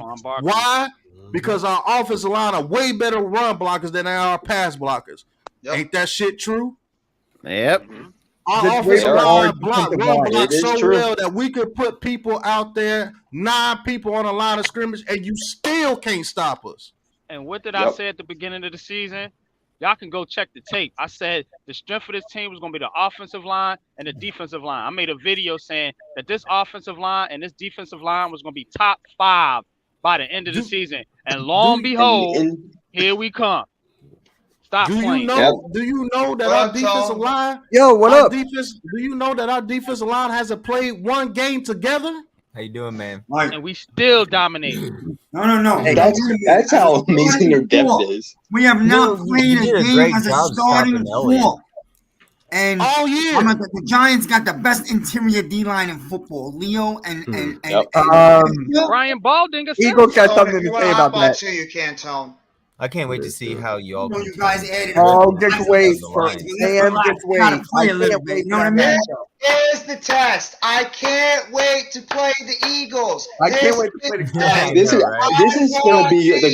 is gonna be one of the greatest games ever between 2 good teams. Philadelphia reignites the New York. I want your ass in Philadelphia. We owe you for all the beatdowns that you've been giving us year after year after year after year in Philadelphia. And it's going to be one more this year. You and ass whipping in Philadelphia.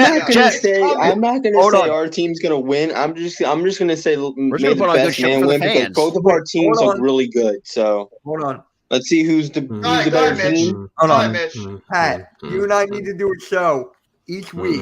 Me and you. Let's do it. Man, Mitch, I don't think you want to see me during that Philadelphia week, homeboy. Hey, I'm just gonna be honest with you. I'm just saying.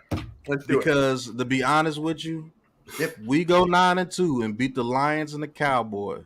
Yeah. When When we go when 9-2. okay. When Just we go think, You guys have a strong Jeff, chance of beating those two teams. Jeff, Let's be honest. Think about this. We beat the Lions and we beat the Cowboys. We're 9-2 going into the schedule where we got Washington, Philly, Washington.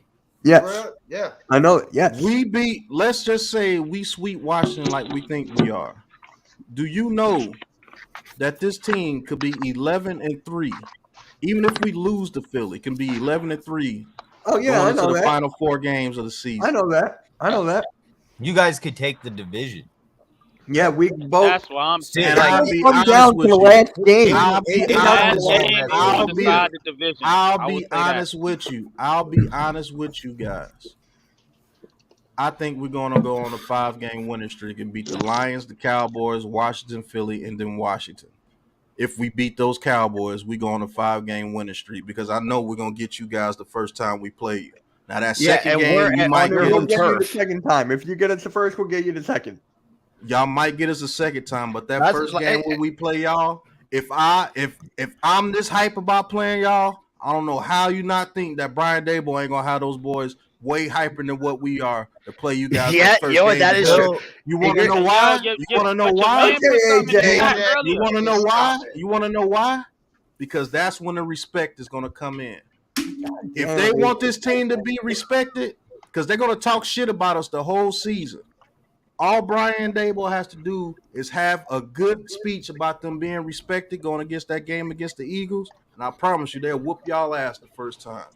I promise you they are. Hey, It's most of the times just saying with this run game now, with this run defense, with the Dominican Sue and Linval Joseph, this rotation now. I don't give a shit if y'all get. I don't give a shit if y'all get that defensive tackle back. I don't give a fuck about Gardner Johnson, Bradbury punk ass, or Bradbury. Because you know, I just gotta ask: do you guys miss Bradbury at all or no? I don't give a shit about Bradbury right now, and it's not because I don't like him. He's just not a giant. I don't give a damn about all 3 of those Fabian guys. Moreau has played very well. Fabian Moreau has played very well. I don't give a damn. I don't give a damn. I don't give a damn about nobody on that defense. You want to know why? Because I've seen how you guys play. Your offense has had to go the length of the field maybe 8 times the whole season. We don't turn over the ball. If we don't turn over the ball and make y'all play football against us, I think we outlast you 10 times out of 10. All Daniel Jones has to do is not turn over that ball and make Jalen Hurts beat us, because we're going to put some coverage on A.J. Brown. He might make a couple of plays here and there, but I guarantee you what. Yeah, then what about Devontae? You're not going to run the ball. I don't give a shit about Devontae. I don't give a shit about Devontae Smith. I don't give a shit about him. The guy I care about is Dallas Goedert and A.J. Brown. Don't let Goddard's out for the first go around. Goddard's out. If Dallas Goedert doesn't come back that first game, you definitely gonna get your ass. He's already out, Matt. He's already out. He's already out. He's already out. Ain't I only 4 games? And one of the 4 games is going to be that Giants game. He's already been out. What? This is going to be the first, second. He might be able to come back that game. No. If Dallas Goedert isn't there to help you out over the middle, that's y'all ass. Fuck! I wish we had a better. I wish we had a better DC. I wish we had a better DC. Fuck me. Man, hey, look, I gotta get off here because I'm never gonna get off here because I'm gonna keep talking shit. I don't know why I'm so hyped right now. Miz, I think it's because Miz been rubbing off on me, bro. But I'm telling you, I cannot wait to play you fucking Eagles because that's when you're gonna have to respect us. And one Saquon Barkley injury away from being not eligible. I wouldn't give a damn if Saquon Barkley wasn't playing that game. Y'all act like if we lose Saquon Barkley. Well, I ain't scared of Matt Breida, I'll tell you that much. I think Matt Breida will come in and do well. Hey. Wait a minute. Hold up. Because I always hear that. You know what I'm saying? Oh, we're not scared of this. You're not scared of that. What wins you football games is the trenches. My man just told you we getting all of our offensive linemen back healthy. So what are you talking about? You can't beat us in the trenches. NYG. Here, let me handle this. All right. A lot of you guys, real talk. A lot of motherfuckers talk all that bullshit but they don't know what it takes to be in the fucking trenches. I do. I've taught it. I've played it. No, I know what it's I've like to played look it. I've done across. 4 years. I went into college. I blew my knee out because of some cheap bullshit. So you can sit there and say you've talked it and played it, but I've done it. So I've done it as well. Okay, so you know, looking across from the guy, eye to eye, you can tell who has it. And I've coached it, and I've coached guys who were in the NFL at the minor league, semi-pro level, and I've had serious discussions with them. So yes, I played college ball. I've coached college, lowest level, but I've coached it. I've coached every level imaginable except the NFL. So I know what it takes to be in the trenches, and it gets on my fucking nerves when guys sit here and talk all this other bullshit, and then to say I'm not scared of a running back. The running back is in the NFL. He's in the NFL. You gotta respect him. Just I'm like not we gotta scared of Matt respect. Breida. Don't give a damn about Matt Breida. Next. I'm not saying scared. Next. I don't fear no man, but I respect every man. But it's just too many of y'all. My own damn brother, who's an Eagles fan, talking all this yin yang bullshit, and I'm getting tired of it. And I don't like talking all this stupid internet talk. Sounds like you need to talk to your brother. No, And you're not the only one. Right. He's not the only one. I'm just saying my main point is internet talk. The internet tough guy shit. Because a lot of them don't understand. Okay, fine. But a lot of them don't understand what it takes to win a football game. It ain't the receivers. It ain't the quarterback. It ain't the running back. It ain't the tight end, the linebackers, and the defensive backs. It's the trenches. Know where it is. It's the trenches.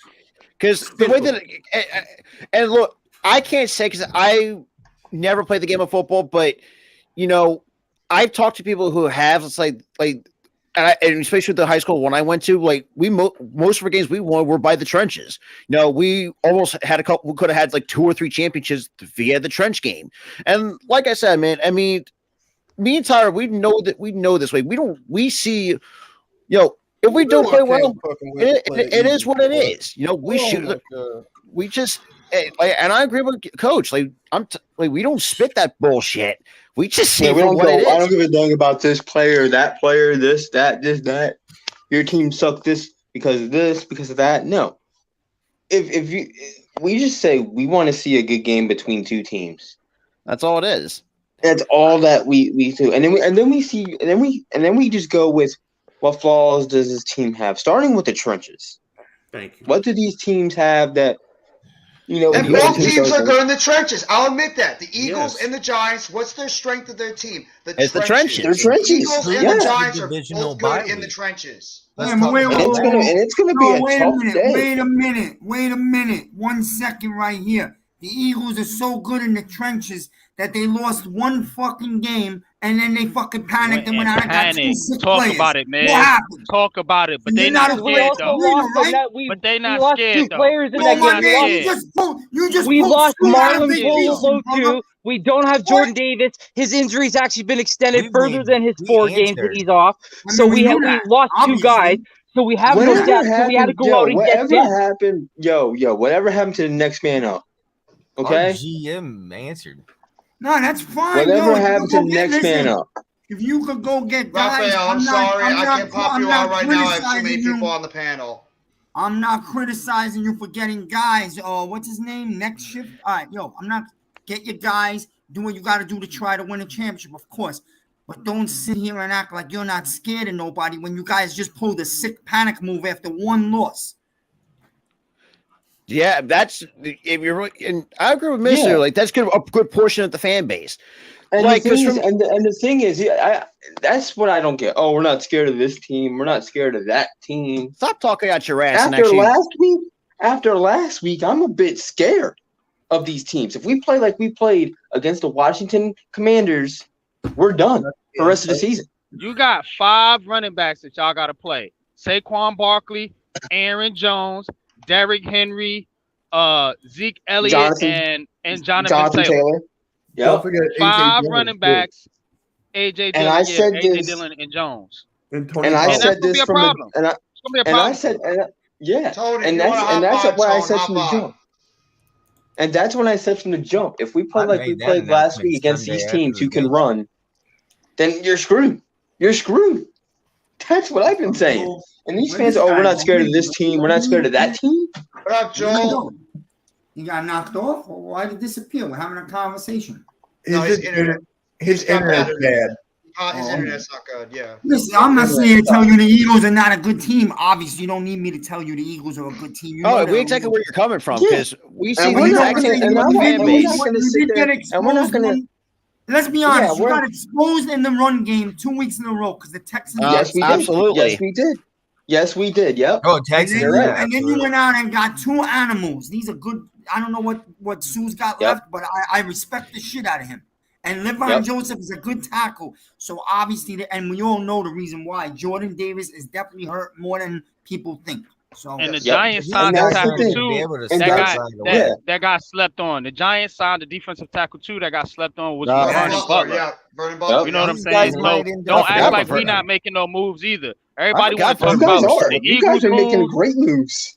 You see what I'm saying? Because nobody cares about the Giants. We're just an afterthought That's in the fine. NFL. I don't You know what I'm want saying? anybody. Whoa! I don't give a shit if nobody gives a shit about us. I don't care. I don't care either. Nobody cares about But us. you Who fucking cares if they don't care about us? Let them not give a that's the shit exact about us, right mentality and we will right go there. out there and we'll keep winning. What have we done the whole season? People have slept on us all season. I'm talking now, so I'm going to say my piece. We have been slept on all season, this entire time. Everybody's been disrespecting us. Everybody's been saying, oh, the Giants are just a fairy tale. Oh, the Giants can't get it done. And all we do is win. Shout out to DJ Khaled, who should be playing his damn song in the fucking background, because all we do is win every single week. I don't care. And I don't know why Giants fans give a shit what the media, what the pundits, what Twitter says. These are people that are non-factors. Who cares? The only thing that matters in football is wins and L's. And the only thing the Giants have been doing is winning. So I don't care. I'm pumped up. I want to play the Eagles because to me and the Cowboys and the Commanders, that is a test. Because our division right now is by far the best division in football. Right. And right now, I don't care what anybody says. I don't. If you guys want to care, that's fine. That's your prerogative. I don't care. Because all I see is what I watch on the football field and what this football team does every single week in and out. And all they do is every time a team goes against us and every single time that a team gives us a little bit of life, a little bit in that fourth quarter, you're going to pay for it. Them pay. So I don't care. I understand if people get pissed off about what others say in the media and Twitter and all these places. I get it. It's annoying. It pisses everybody off, even the odds makers that always pick us to go under and always say that we're not good enough. But you know what? The only thing that matters, it don't matter how you play the game of football. You can win ugly. You can win pretty. You can win by a 30-point score. You can win by 2. The only thing that matters in football is wins and losses. When it comes down to it, the Giants, every single week in and out, find ways to win football games, and that's all that matters. Go ahead. I've said my piece. I agree with Jeff too. Like, and I said this many times too. Like, I just say fuck them, because for me, I had high hopes for the Giants. You know, like I'm just one of those kind of guys. It's like when I looked at when me and Todd did the live stream for the draft. You know, when they got Kayvon Thibodeau and Evan Neal's, like, you know, those are solid pieces to really have. Yeah, we said that straight up. They're solid draft picks. Because knowing that you got actually a really good GM at Joe Shine and a really good head coach, because the fact that finally Dable is one of the top coaches by far. And knowing that, and like Jeff said, pull Chelsea, let's be real, pull Jason Kelsey moment there. So I'll give him the benefit of the doubt over there. It wasn't even my intention. I'm tired. I really don't care what anybody says. I'm at the point where we feel that. We feel that so much.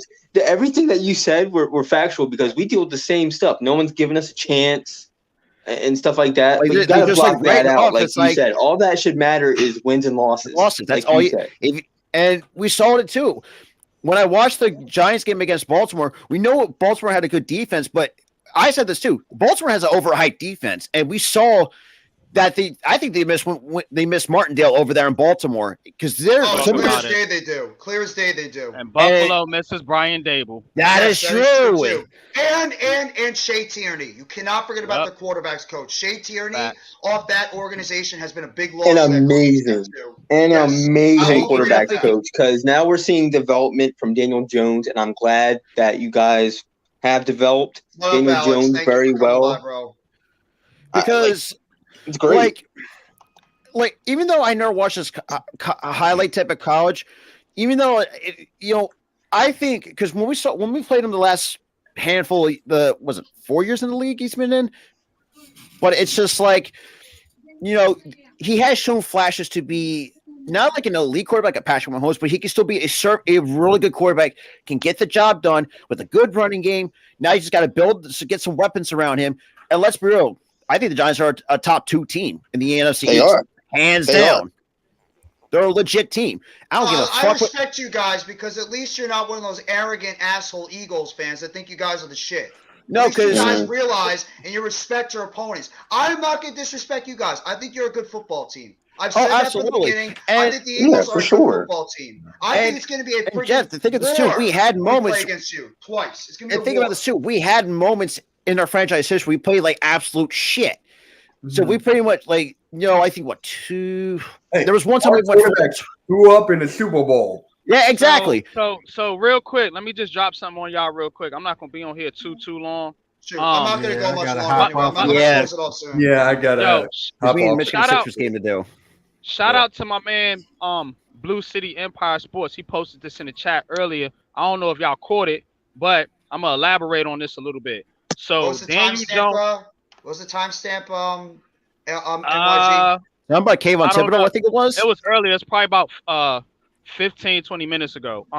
He said Daniel Jones's record was 2-2 against Philly. Oh yeah, I remember. Oh yeah. And he's absolutely right. Daniel Jones has an 88.9 passer rating with 934 yards, 4 touchdowns, 2 interceptions, and 4 games versus the Philadelphia Eagles. Yeah, it's right here. There it is. So do you think that Daniel Jones and Saquon Barkley, who's also done very well against the Philadelphia Eagles, do you think these cats ain't gonna be fired up to try to beat this team? Like they are.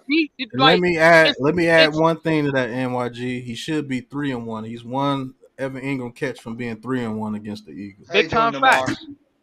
Big time facts. So let's not act like go.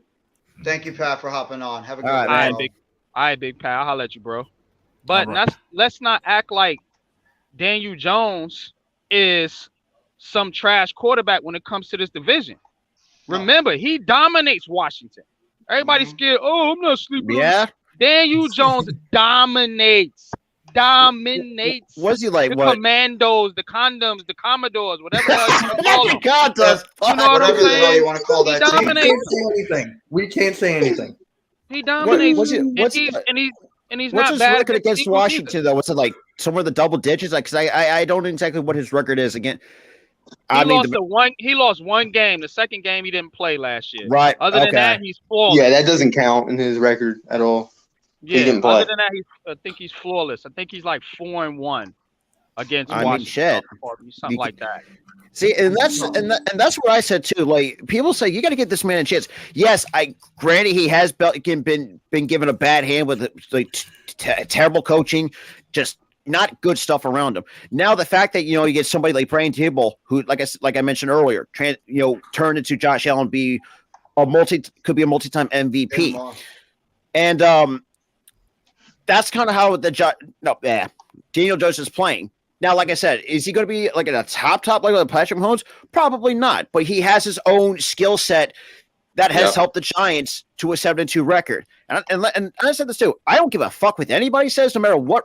Like Jeff said, 4-1 against Washington. Absolutely. Like I said, I do not give a fuck if the Giants win the division. So be it. It is what it is. Like this is one of the best competitive divisions that we've seen in quite some time. I mean, this is, people, and I'm like Jeff, like people have to take it for what it is. We got better. The Giants got better. Dallas got better, but they're kind of taking a step back, and so does Washington. We have 4 teams that have a potential to make the playoffs. We never seen a division had 4 teams make the playoffs at all. So we have an opportunity to make that type of history. Yeah, he's not wrong. He's not right now. Currently, Jeff Washington is like a half. The whole day. Yeah, Washington right now is a half game out of making the playoffs to that last seed. So there is right now the possibility that every single team in the NFC East could be in the playoffs this year. So that is not out of the question because of how bad the North and South looks awful right now. All those teams are either under 500 or under. I believe they're all under 500. Yeah, I think they're all. South. Yeah, well, and yeah. Every single team in the South under. Yeah. And the only team in the West that's about 500 or a little, maybe like one game above 500 is San Francisco. So it is not out of the question that every team in the NFC East makes the playoffs. One game above 500. But they're winning the division. They're winning the division, so they'd automatically. Well, I'm just saying, like that. I'm just trying to put it into context. Okay, that makes sense. Because my brain went into a wholly different direction. That's. I mean, 2 teams out of the West. 2 teams. Yeah. If you guys know, Josh Allen lost to the New York Jets and he lost to Minnesota without Brian Dable. Danny Jones is winning games with Brian Dable. Yeah, and that goes back to my points. Like once you lose a guy like Brian Dable, Josh Allen, we're seeing Josh Allen regress. I gotta pop off. I gotta do something before Rob and I call the Sixers. It's all good, man. I'm gonna shut the stream down in about maybe 5-10 minutes anyway. Yeah. I gotta hop off. The only team that Daniel Jones has struggled against in this division is the Cowboys. You know what I'm saying? But, I think he can change that. Rob, I'll see you in a bit. All right, man. Because this is why I see it too. It's just like Cowboys fans want to talk all their shit, but yet. You got Mike McCarthy, who's known to be a known choker. Yes, I know Daniel Jones. I want this kid to overcome that only one weakness is beat the living crap out of Dallas. That's what I want to see. And this is going. I want to see a slaughtering of Dallas because you're going to see it. You're going to see it this next Thursday. It's going to happen. Please give us that. Next week. Holy fuck! We love to see the Dallas Cowboys' downfall. Give us that, please. I am so fired up. I am so ready for that Cowboys game because I think we all are. Let's be real. I don't care. I'm so confident going to this game against Dallas. I am ready to see our team kick their friggin' ass that day. I can't wait. Seriously. I don't know what the hell I just clicked, but also I don't know what the hell I just clicked on this thing, but I'm sorry. Man, look, you got yourself to the front screen. It's like, and it made us a bit like. Thank you. Yep, there we go. No, go ahead. You can go back to the original screen. My bad. And we got Rafi. We have a tough. It's still going to be really tough with Dallas. I don't know why. I just feel that way. I don't see that. I really don't. It is, man. We have matchup I think we do, Miz. I think we do. I think we do to beat this team, and I think we do to beat Philly. And if you want to change the culture of this team, you have to do well in this division. If we're sold on Brian Dable and Mike Kafka in this group, and they go out there and shit the bed against Dallas and Philly, then all that hard work that they did this season, to me, is kind of mute because you got to play well in your division. You can't go 1-5 or just beat the Commanders. Yes, they have one until Thanksgiving. You know what I'm saying? So I do believe that this team has changed, and they turned the corner, and they are going to go out there and get these signature wins. They've been doing it all season. So you don't think that Dallas and Philly is on the number 1 and number 2 of teams you have to beat? They got to beat these teams. I agree. At least once apiece. At least once. Yep. At least once Yep. each. And I'll admit this too: the fact the first game was in, we never play well at MetLife. We don't. We've always struggled. If you go back to minus the miracle at the Meadowlands, during that Christmas Eve game, or was it Christmas Eve? I think it was. But we struggled. We struggled at MetLife. That's going to come bite us in the ass, and that's where I think NYG. That's right. Yeah. So I agree. I see, and I tell people says too. The fact you say I think we might be. I said we could be splitting against Philly. Are you a Philly fan? I am. You way too rational to be a Philadelphia Eagle fan. Way too rational. Here's the thing. We're not those ignorant pieces of crap overconfident fans. We're not one of those guys. Actually, the Eagles have given the Giants a lot of problems over the years. Even in 08, when the Giants were 11-1, they lost to the Eagles in the playoffs. So that's true. Well, yeah, true. But all I'm saying is that we never played well at MetLife. But because we saw them last year. We never played good at MetLife either until this year. That's true. Yeah, we always suck more at home than we do on the road. That is crazy to hear. But like I said, right. I mean, we don't play well at home. This is the first year in like 8 or 9 years that we actually have a real home advantage. What are we, 4-1 at home, and the stadium is louder than it's ever been. So yeah. Have you been to the stadium yet this year, Miz? Maybe. No, I would be there. I would be there every other week, but I moved like 2 weeks before the season to Florida. So, man, I still ain't giving up because I had told her today. I said, "Yo, I'm giving myself a gift." She said, "What is that?" I'm going up in late December to see the Giants play the Colts at home. She goes, "No, you're not." I go, "Want to bet?" Shit. We'll see. I was supposed to go to Jacksonville in Florida, but we never made it to that because of circumstances over here. But I'm definitely going up in late December to the Giants Colts game in Week 17. I like to go to that game. I would love to go to a Giants Eagles game. The environment's just different when we play the divisional rivals. But just to my point, real quick, the stadium, like Miz was saying, that stadium is different. I went to the game against the Carolina Panthers. It is a different vibe. I've been to a couple Giants games, but that stadium now, it really is a different type of vibe. And the Giants actually do have a home field advantage this time around. So I'm looking for them definitely to solidify home field. There's a lot of things have changed there. The culture. You think these guys that came in the building have changed everything? You don't think that they are the ones who definitely spoke to Mara about now changing the field? It all plays into it. It's like one big thing, It's all part of the same thing. They're trying to change everything up, make things better, Oh yeah, absolutely, and that's the thing too. Because me and Todd, we see it, and to go back to about answering what NYG said, I'm thinking because like and Jeff said, a lot of times me and Todd, we see it through a logical perspective. We are good, but there are times we're going to struggle against good teams and all that stuff. But it's just like with the rest of this fan base, there's always that and like you said, I mean, there's always been that narrative to group all of us rational people and the morons all in one group. That's always been the biggest narrative in Philly. Don't worry, we have them too, so it's okay. Yeah, yeah, exactly. You know exactly what I'm talking about. But that's besides the point. But we just see it. Yes, we do have our flaws. The run defense hasn't really been the best or one of our strong suits in the last 2 to 3 years, give or take. I might be wrong, but no, our run defense was fine once Jordan Davis went down, it was bad. Yeah, as soon as Jordan Davis went down, it was terrible. And we'll admit that it's terrible. Davis is a beast, bro. Jordan Davis is a beast. Yeah, he is. And Javon Hargrave, the dude is a good pass rusher at the defensive tackle position, but he sucks stopping the run. He's man, he is atrocious. He is atrocious, man. What's going on with Cox? Is he starting to slow down? Is that what it is? Yeah, he's starting to slow. Yeah, because we gave him a tremendous amount of work. He played 70 snaps against Washington.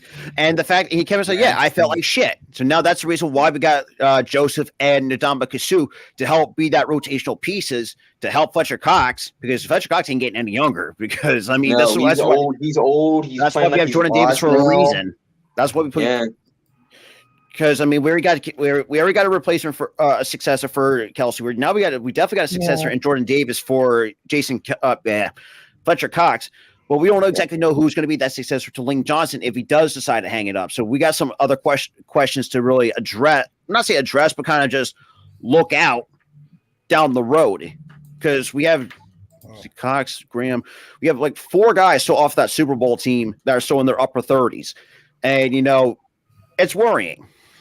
It is worrying. The thing that makes it The most fun for us Giants fans is the fact that we were never in a million years and nobody gave us a shot. We were supposed to be, and I'll readily admit it, I thought this team was at least like a 7-8 win team, maybe 9. Yeah, that's what I did. I admit it. At the beginning of the season, that's what I said. I really thought this team was going to be a work in progress. But I have to give so much credit to this coaching staff and this front office for the job that they've done. This coaching staff is for real. Beyond real. This coaching staff is absolutely beyond excellent, and they are the best coaching staff in the league. You might as well write down Brian Daboll, Coach of the Year. You might as well write down Joe Shane, Executive of the Year. Oh, absolutely, 100%. Wink Martindale has transformed this defense in his image and what this defense is doing right now. And look at some of the players that we've had as holdovers that have stepped up their game. Like Dexter Lawrence has become a beast. Very at underrated. the defensive tackle position. Leonard Williams is picking it up. Julian Love has become a really good safety now. Xavier McKinney, when he was healthy, was playing really well. Adoree Jackson has been very good at cornerback. Fabian Moreau, we brought up the street, has been playing well at that other cornerback position. Jalen Smith, who was not on any team at a point, we brought him in. He's done a solid job. You think about all those guys we have brought in that were literally big play. Oh, Shane Zimenez. If everybody knows how much Giants fans have been dogging the crap out of this guy. O'Shane Zimenez was the punching bag of New York Giants fans. He has come in and he's done good. This coaching staff is so good. And what makes us, and I'm not trying to be a cocky, arrogant Giants fan here, is we're just at the tipping point. We're at a team right now that the coaching staff and the GM don't even have their guys yet. They don't even have all their guys yet. We are at the tipping point. We're going up. We're on the up and up right now with this team. And Joe Shane and Brian Daboll and Brandon Brown, these guys are going to continue to bring in their players as we go on through the draft, through free agency, and they're going to start incorporating more of their talent into this roster and strengthen up the depth of this team, because one of the things we've all been screaming about is depth. The Giants have lacked depth on this roster for a long time, that if we have a key player that goes down, we are screwed.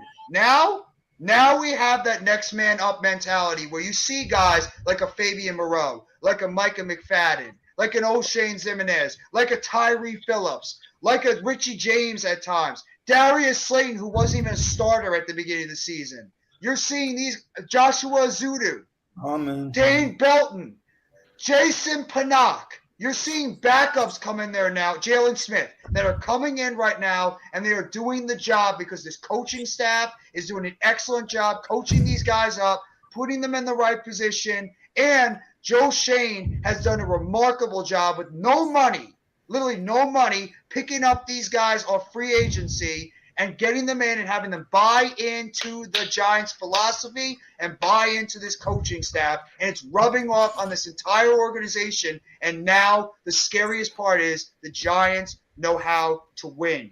That's what the hardest thing to do. 100%. And this way that I see it, and I mean, if I'm Brad Daboll, I say just get like a motivational sign and just like actually put up on top of the locker room, just let all the guys bang on it, kind of like the Notre Dame tradition.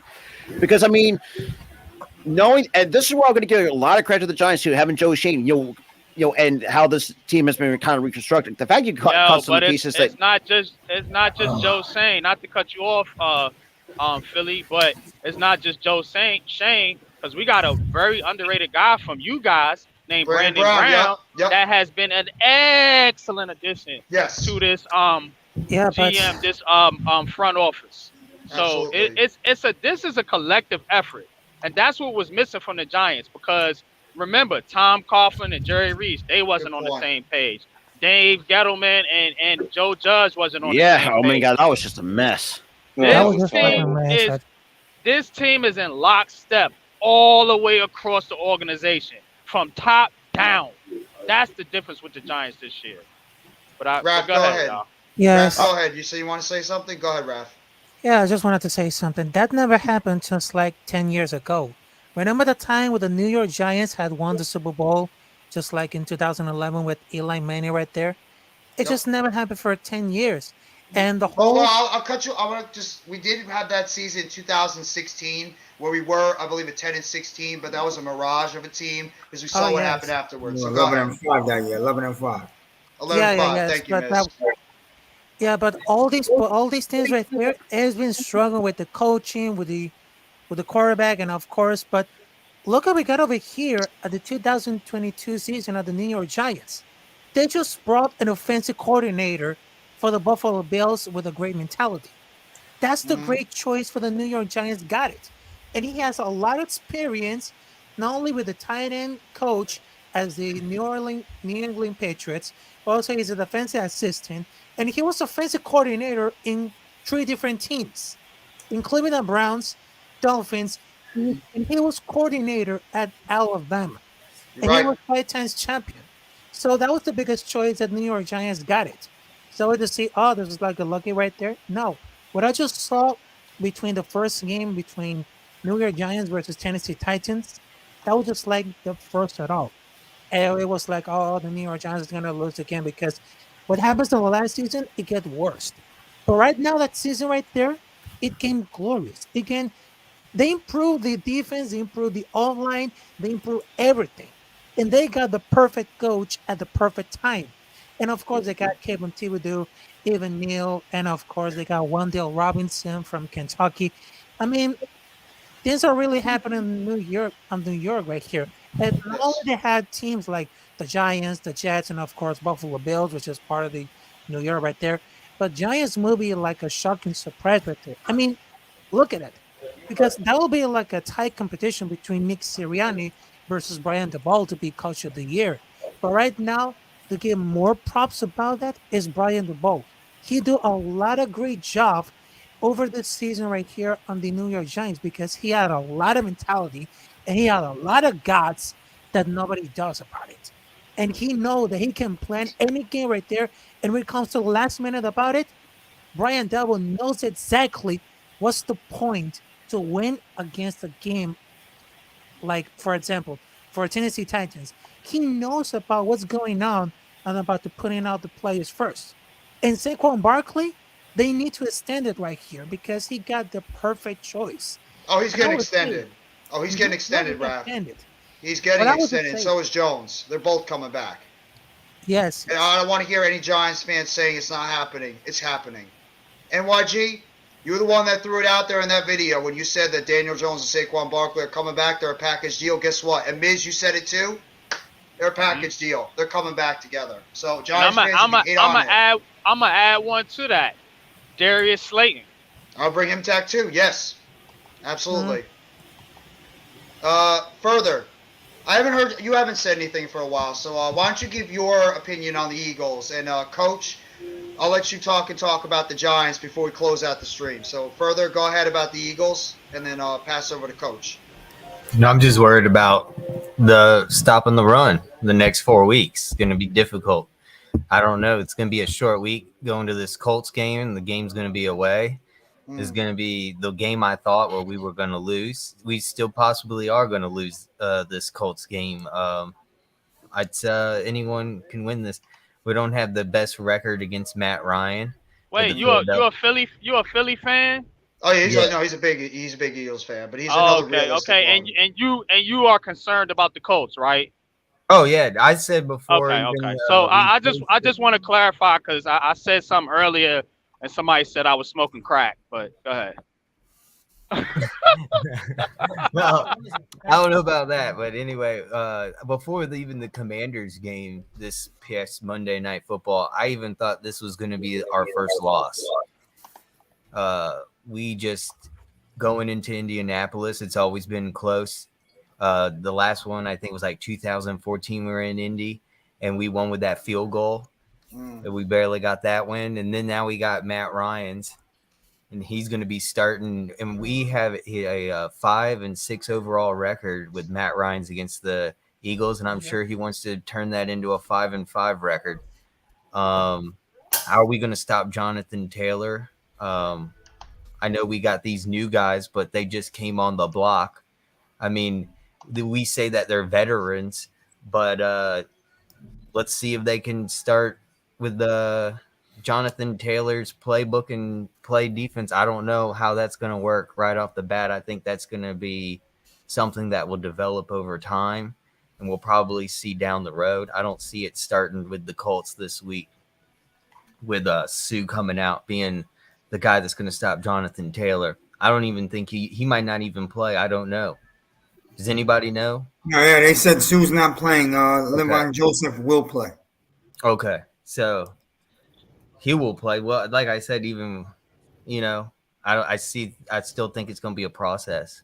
I don't see during the Colts matchup. It might be a linebacker play for you guys that have to step up their game as well, because you might have to cheat a linebacker up against Jonathan Taylor in the run game to try to at least slow him down, and they may make Matt Ryan try to pass the football out to Michael Pittman or Alec Pierce or Paris Campbell or their tight end. So I think that you might have to have a linebacker cheat in a little bit and have 8 or 9 in the box just to slow down Jonathan Taylor to help out that run defense. So I mean, I know was it you? I think you said it last night further that your linebacker play is a little bit suspect, because I think you told that to myself, MYG, and Coach last night, that you're worried about your run defense to your linebacker play. Like, we have been a little concerned with our linebacker play at times too. So I think this is going to be like the week 1 with the Lions and the Eagles. I think really what's going to come down to it is who's going to score more points at the end of the game. I think it's going to be a high, not a high scoring game, but there will definitely be points. It's going to be either Matt Ryan's or the Philadelphia Eagles with Jalen Hurts, and who's going to get the most points, because I don't see either sides on the defense going to be able to stop the Eagles' weapons, and I don't see Matt Ryan's is going to have Jonathan Taylor to utilize to get all the touchdowns he needs if he can't throw the ball. So I think at the end of the day, it's going to be Tudo! Put up What's the going most on, bro? points. How you doing, Tudo? Thank you so much for coming by the chat. Go ahead. Oh, I'm done, man. I just finished it up. Coach, the floor is yours. Talk that talk, man. Eagle fans, I know I let the fan come out of me. I'm emotional, and that game has now intensified for me. And anyone knows me knows how much I hate. Yes, I hate the Dallas Cowboys. And I look forward to that game. And you guys now have just surpassed it, but not in a malicious way. So, if anyone is offended, don't be. But you know what? I'm a competitor. I'm passionate, just like you guys are. And you know what? When guys trash talk with me on the field, I give it back too. So, that's how I bring it ultimately. So, yeah. So it's nothing personal. It's not meant disrespectfully. Ultimately, with our New York Football Giants, line up, meet them at the 50, and as I always say, go punch them in the face. I don't care if they know what we're going to do. As Bill Parcells always said, it doesn't matter what they know, is can they stop it? And that's the bottom line. In Philly, you should be thinking the same way. Doesn't matter if we know what's coming, can we stop it? Plain and simple. And in the end, the better team is going to win. And the other team, tip your cap, go into the lab, study film, and come back and win the game. And for the Giants, right now, our focus really should be on the Lions, doing what we need to do to shut them down. And instead of making them lions, make them little kittens. I mean, that's really what it boils down to. What up, Jeff, Wales? you know what's my line. One game at a time. Yep. I'm getting back into that mode. You know what? Right now, I'm getting back into focusing on Detroit, because we have to do what we're supposed to do. We can't take them lightly. They've been in a lot of their games, even though their record says otherwise. They've been there, so they can easily do some things to cause us to panic in a sense instead of playing our game. But I also trust Dave's, and Dave's has done a phenomenal job with the talent that we have. In terms of what everyone thinks. He's showing you that he can take any type of player. It doesn't matter whether they're the elite of the elite or not. And they're going to go out there and they're going to produce and they're going to work. And he's going to get everything out of every player. It doesn't matter. Just put the guys in the position to be successful. And that's what basic coaching is. Know your players' strengths, know what their weaknesses are, take advantage of their strengths, and cover up, hide, if you can't improve their weaknesses. Study your opposition. What is their strengths? Take that away and attack their weaknesses. And that's what I'm expecting to start this weekend. And then from there, we'll go on to the next team, whoever we play at that point in time, one game at a time. That was perfectly said, Coach. I have the same mentality as you with the one game at a time. Focus is on the Lions right now. And with the Eagles fans, your focus should be right now on the Colts. Commanders fans, yeah, you know what your focus should be right now. And Cowboys, you got a tough test against the Vikings. So it's not going to be easy games. Dallas probably has the most difficult test, but it's any given Sunday. The Eagles could get picked off this weekend. The Giants could get picked off this weekend. Even the Cowboys could get picked off. Everybody could get picked off. It's the NFL. Anything can happen. You never know. So before we shut down the stream, I just want to say thank you so much. I'm going to let everybody get their final thoughts in where everybody can find you in terms of where to find you on your YouTube channel. But I want to thank everybody that was on the panel. Further AM, my guy on Popular Opinion Sports, Raphael Chassin, Coach Ed Gladney, of course, The Miz, Tyler. Can't forget about Rob, Philly Sports Talk Podcast, Big Pat Sports Talk. I can't forget about Adam, a.k.a. AC, Mitch Kofsky, everybody that was in the chat. But, fellas, further, I'll start with you, and then we'll make our way from right to left. Give your final thoughts about the Eagles, about this weekend's games, what games you're excited for, etc. And we'll go on down the line. And plug your channel if you want. The Eagles learn from their mistakes. We learn how to get a victory against the Colts. Go Birds. You can find me at Further AM on YouTube, Twitter, and Instagram. Y'all have a good night. Thank you. Go ahead, NYG. Let them know where they can find you and give your final thoughts about this weekend. Yeah, can y'all hear me? Yes. Yes. You catch me at Unpopular Opinion Sports, where myself, Coach Ed, and Jeffy T, we do Heart of the City every Tuesdays at 8:30. I also do a podcast on Sunday. I just started called Giants Conversations, where you get all your Giants content, and we kind of preview the game there. Okay. And just with the Giants, real quick, I just think this team is ready. This is a different team, and the fan base. I think somebody said it earlier in a Twitter space. They got PTSD, so they just automatically feel the negativity around this team. But look, you wanted a team to root for. Root for the team. Just root for the team. Just root for the team and let the chips fall where they may. Trust me, it's gonna work out for the Giants. That's all I'm gonna say, man. Thank you. Beautifully said, bro. Miz, go ahead, bro. Hey, what's going on? All right. So, my station is pretty much my name. You know where to find me. And check out my Mrs. Picks for week 11. I did it this afternoon. And also wanted to throw out that next week I'm going to try to do something different that I don't think many of our people are doing, but I'd like people to tune in.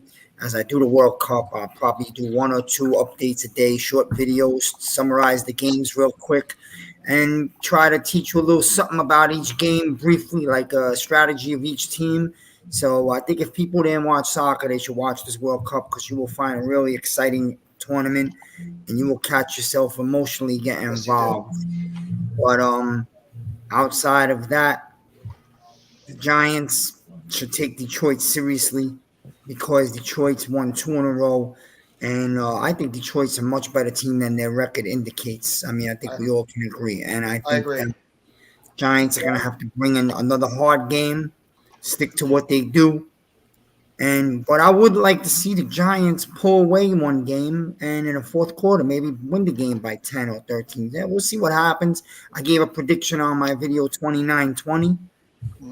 Other than that, man, I'm going to say the fans should enjoy the season because the more you worried about nonsense and when the Giants are going to lose and if Daniel Jones is going to be Joe Montana, the beautiful season's passing you by. Absolutely. Well said, Miz. Tyler, go ahead, bro. Again, with the run defense with the Eagles, they've got to do something against this Colts team. Jonathan Taylor is a dog at running back. You got to find a way to stop him. Either get the linebacker, plug the hole, or get some defensive help. But you got to find a way to stop Jonathan Taylor. But other than that, you know where to find me. The Philly Sports Talk podcast page on YouTube. You can follow me on Twitter on the It's Roll to Me podcast page. Yes, we have a wrestling show that's in the Philly Sports Talk podcast page. We integrated recently, so you can find us there. So yeah, follow us on where you can find us, and go Birds. Thank you very much, Tyler, for hopping on. Raph? You're welcome, brother. Go ahead, Raph.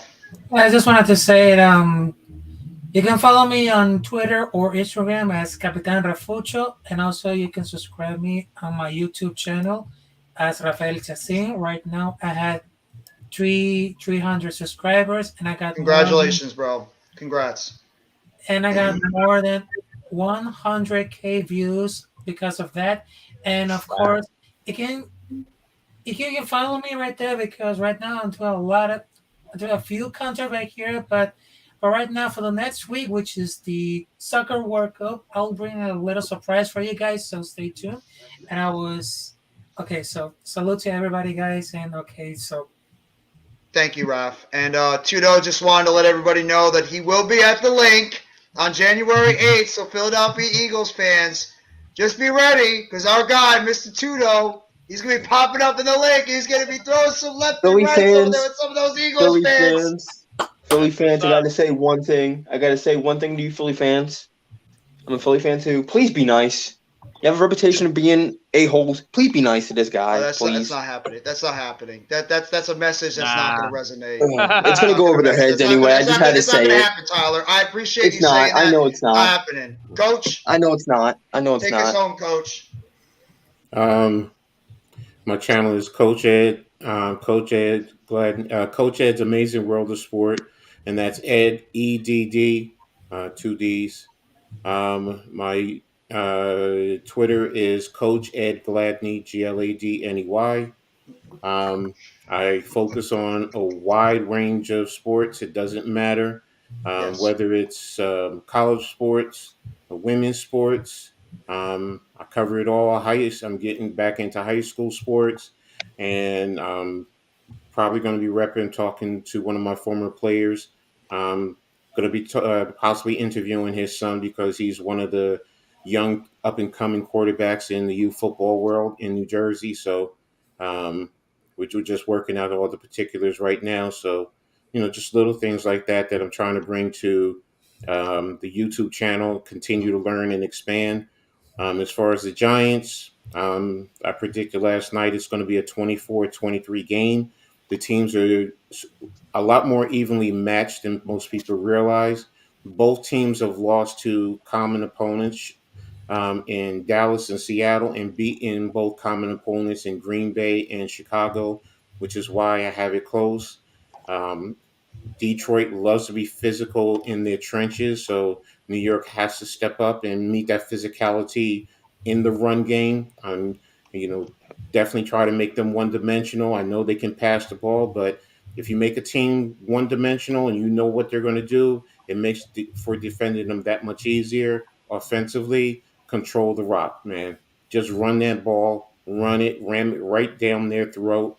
That also takes away opportunities for them to have the ball to possibly go out there and score on the defense. And also, when we get into the red zone, step it up and continue what we do what we do, which is we shut teams down in the red zone, force them to kick field goals while we go down and score touchdowns in the red zone. So that's what I'm looking for this weekend. And yeah, again, it's going to be a close one.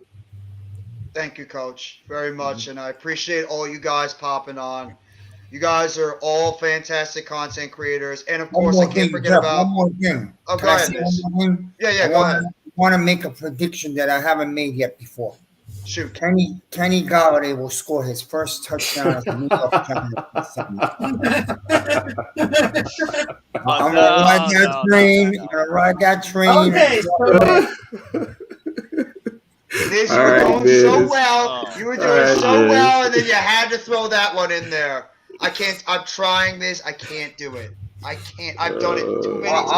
I wish them to get a little fade touchdown inside the 5, just because I feel like the guy's taking so much abuse. So I would like to just see him have a smile and a couple of hugs. He's got to catch it, man. He's got to catch the football. If he catches, I think Miz, if he does get an opportunity, he catches at least 1 or 2 footballs, his confidence will come back to him. But right now, I can't. He's had opportunities and he's not taking advantage of it. He's dropping wide open passes. So I have to see it at this point. But I want to thank Karam. I want to thank Adam. Of course, the Miz. Of course, got to talk about my guy NYG22, Steve Sabon. I apologize if I mess up anybody's name.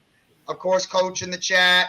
1738 Sports, Faction Cast Podcast. Can't forget about him hopping on the chat. Taj, Daniel Berry Sports Highlights. Actually, I have a lot of people in here. No Mets, no Nets, no Jets. Next shift, Randy. I love his passion about the Eagles. So, no, he's getting a little fired up early, but the guy is a great dude. He's a very passionate Eagles fan, so I love what he brings to the table. Of course, Blue City Empire Sports. Can't forget about him. Further AM, our guy in the chat. Big Fridge, Levance, Grandizer 12, Big Dash Nose. If you guys haven't already, make sure you go sub up to Big Dash Nose too. This dude is either close to or has gotten 1,000K on his channel, one of the up-and-coming rising stars in the YouTube community. So make sure you guys go sub up to the great Big Dash Nose. Philly Sports Rap, another up-and-coming podcaster with the Eagles. This dude is another guy that's really turning heads with his content, Tone. So make sure you guys go sub up to him too. The AJ Show, can't forget about you, AJ. You're a big Bucks fan, I know that. Of course, Raphael. Apologize if I'm going really slow. I just want to make sure I don't miss anybody. Classified 3F with Joel. Levance, of course, another guy. Big Blue in the Bronx, our guy Alex. He does an excellent job with the Yankees, the Giants, the Knicks, all the great stuff that he does on his content. Neymar Seacon. Neymar does an awesome job with the Big Blue Crew. He's a very passionate Knicks fan and a Giants fan. Can't forget about our guy Tudo. When you talk about great New York Giants fans, the first 2 guys you always think about is Tudo and, of course, Levance. And, of course, our guy Wales. Can't forget about Wales. The passion he brings all the time. When Wales is calling a UFC or boxing matchup, there is nobody that shows more passion out there than our guy Wales. He is second to none calling that stuff. So I want to give a shout out to our guy Wales. But and if you, for just real quickly, you can catch me over at NYG Jeffy T85. I do the Giants, the Nets, the Mets, the sometimes wrestling. I'm gonna do a wrestling event on Monday with my guy Earl Cole. Okay, I have to give a shout out to Earl, the wrestling job, what he does with wrestling. We'll also be covering Survivor Series next Saturday, so it's gonna be exciting for War Games. And special shout outs, like I said, all these great content creators here, as well as our guys Mitch Kovsky, Big Pass Sports Talk, Adam Costas, and Rob, aka Philly Sports Talk podcast that were on the channel earlier. So thank you very much, everybody. I appreciate all the love and support that you gave me. We had a consistent 10, 11, 12 in the chat for this random NFL talk I just threw up here at the last second. Thank you all so much. Have a great rest of your Friday, TJIF. And as always, let's go New York football freaking Giants. Together blue, everyone. Have a great night. Let's go, Giants.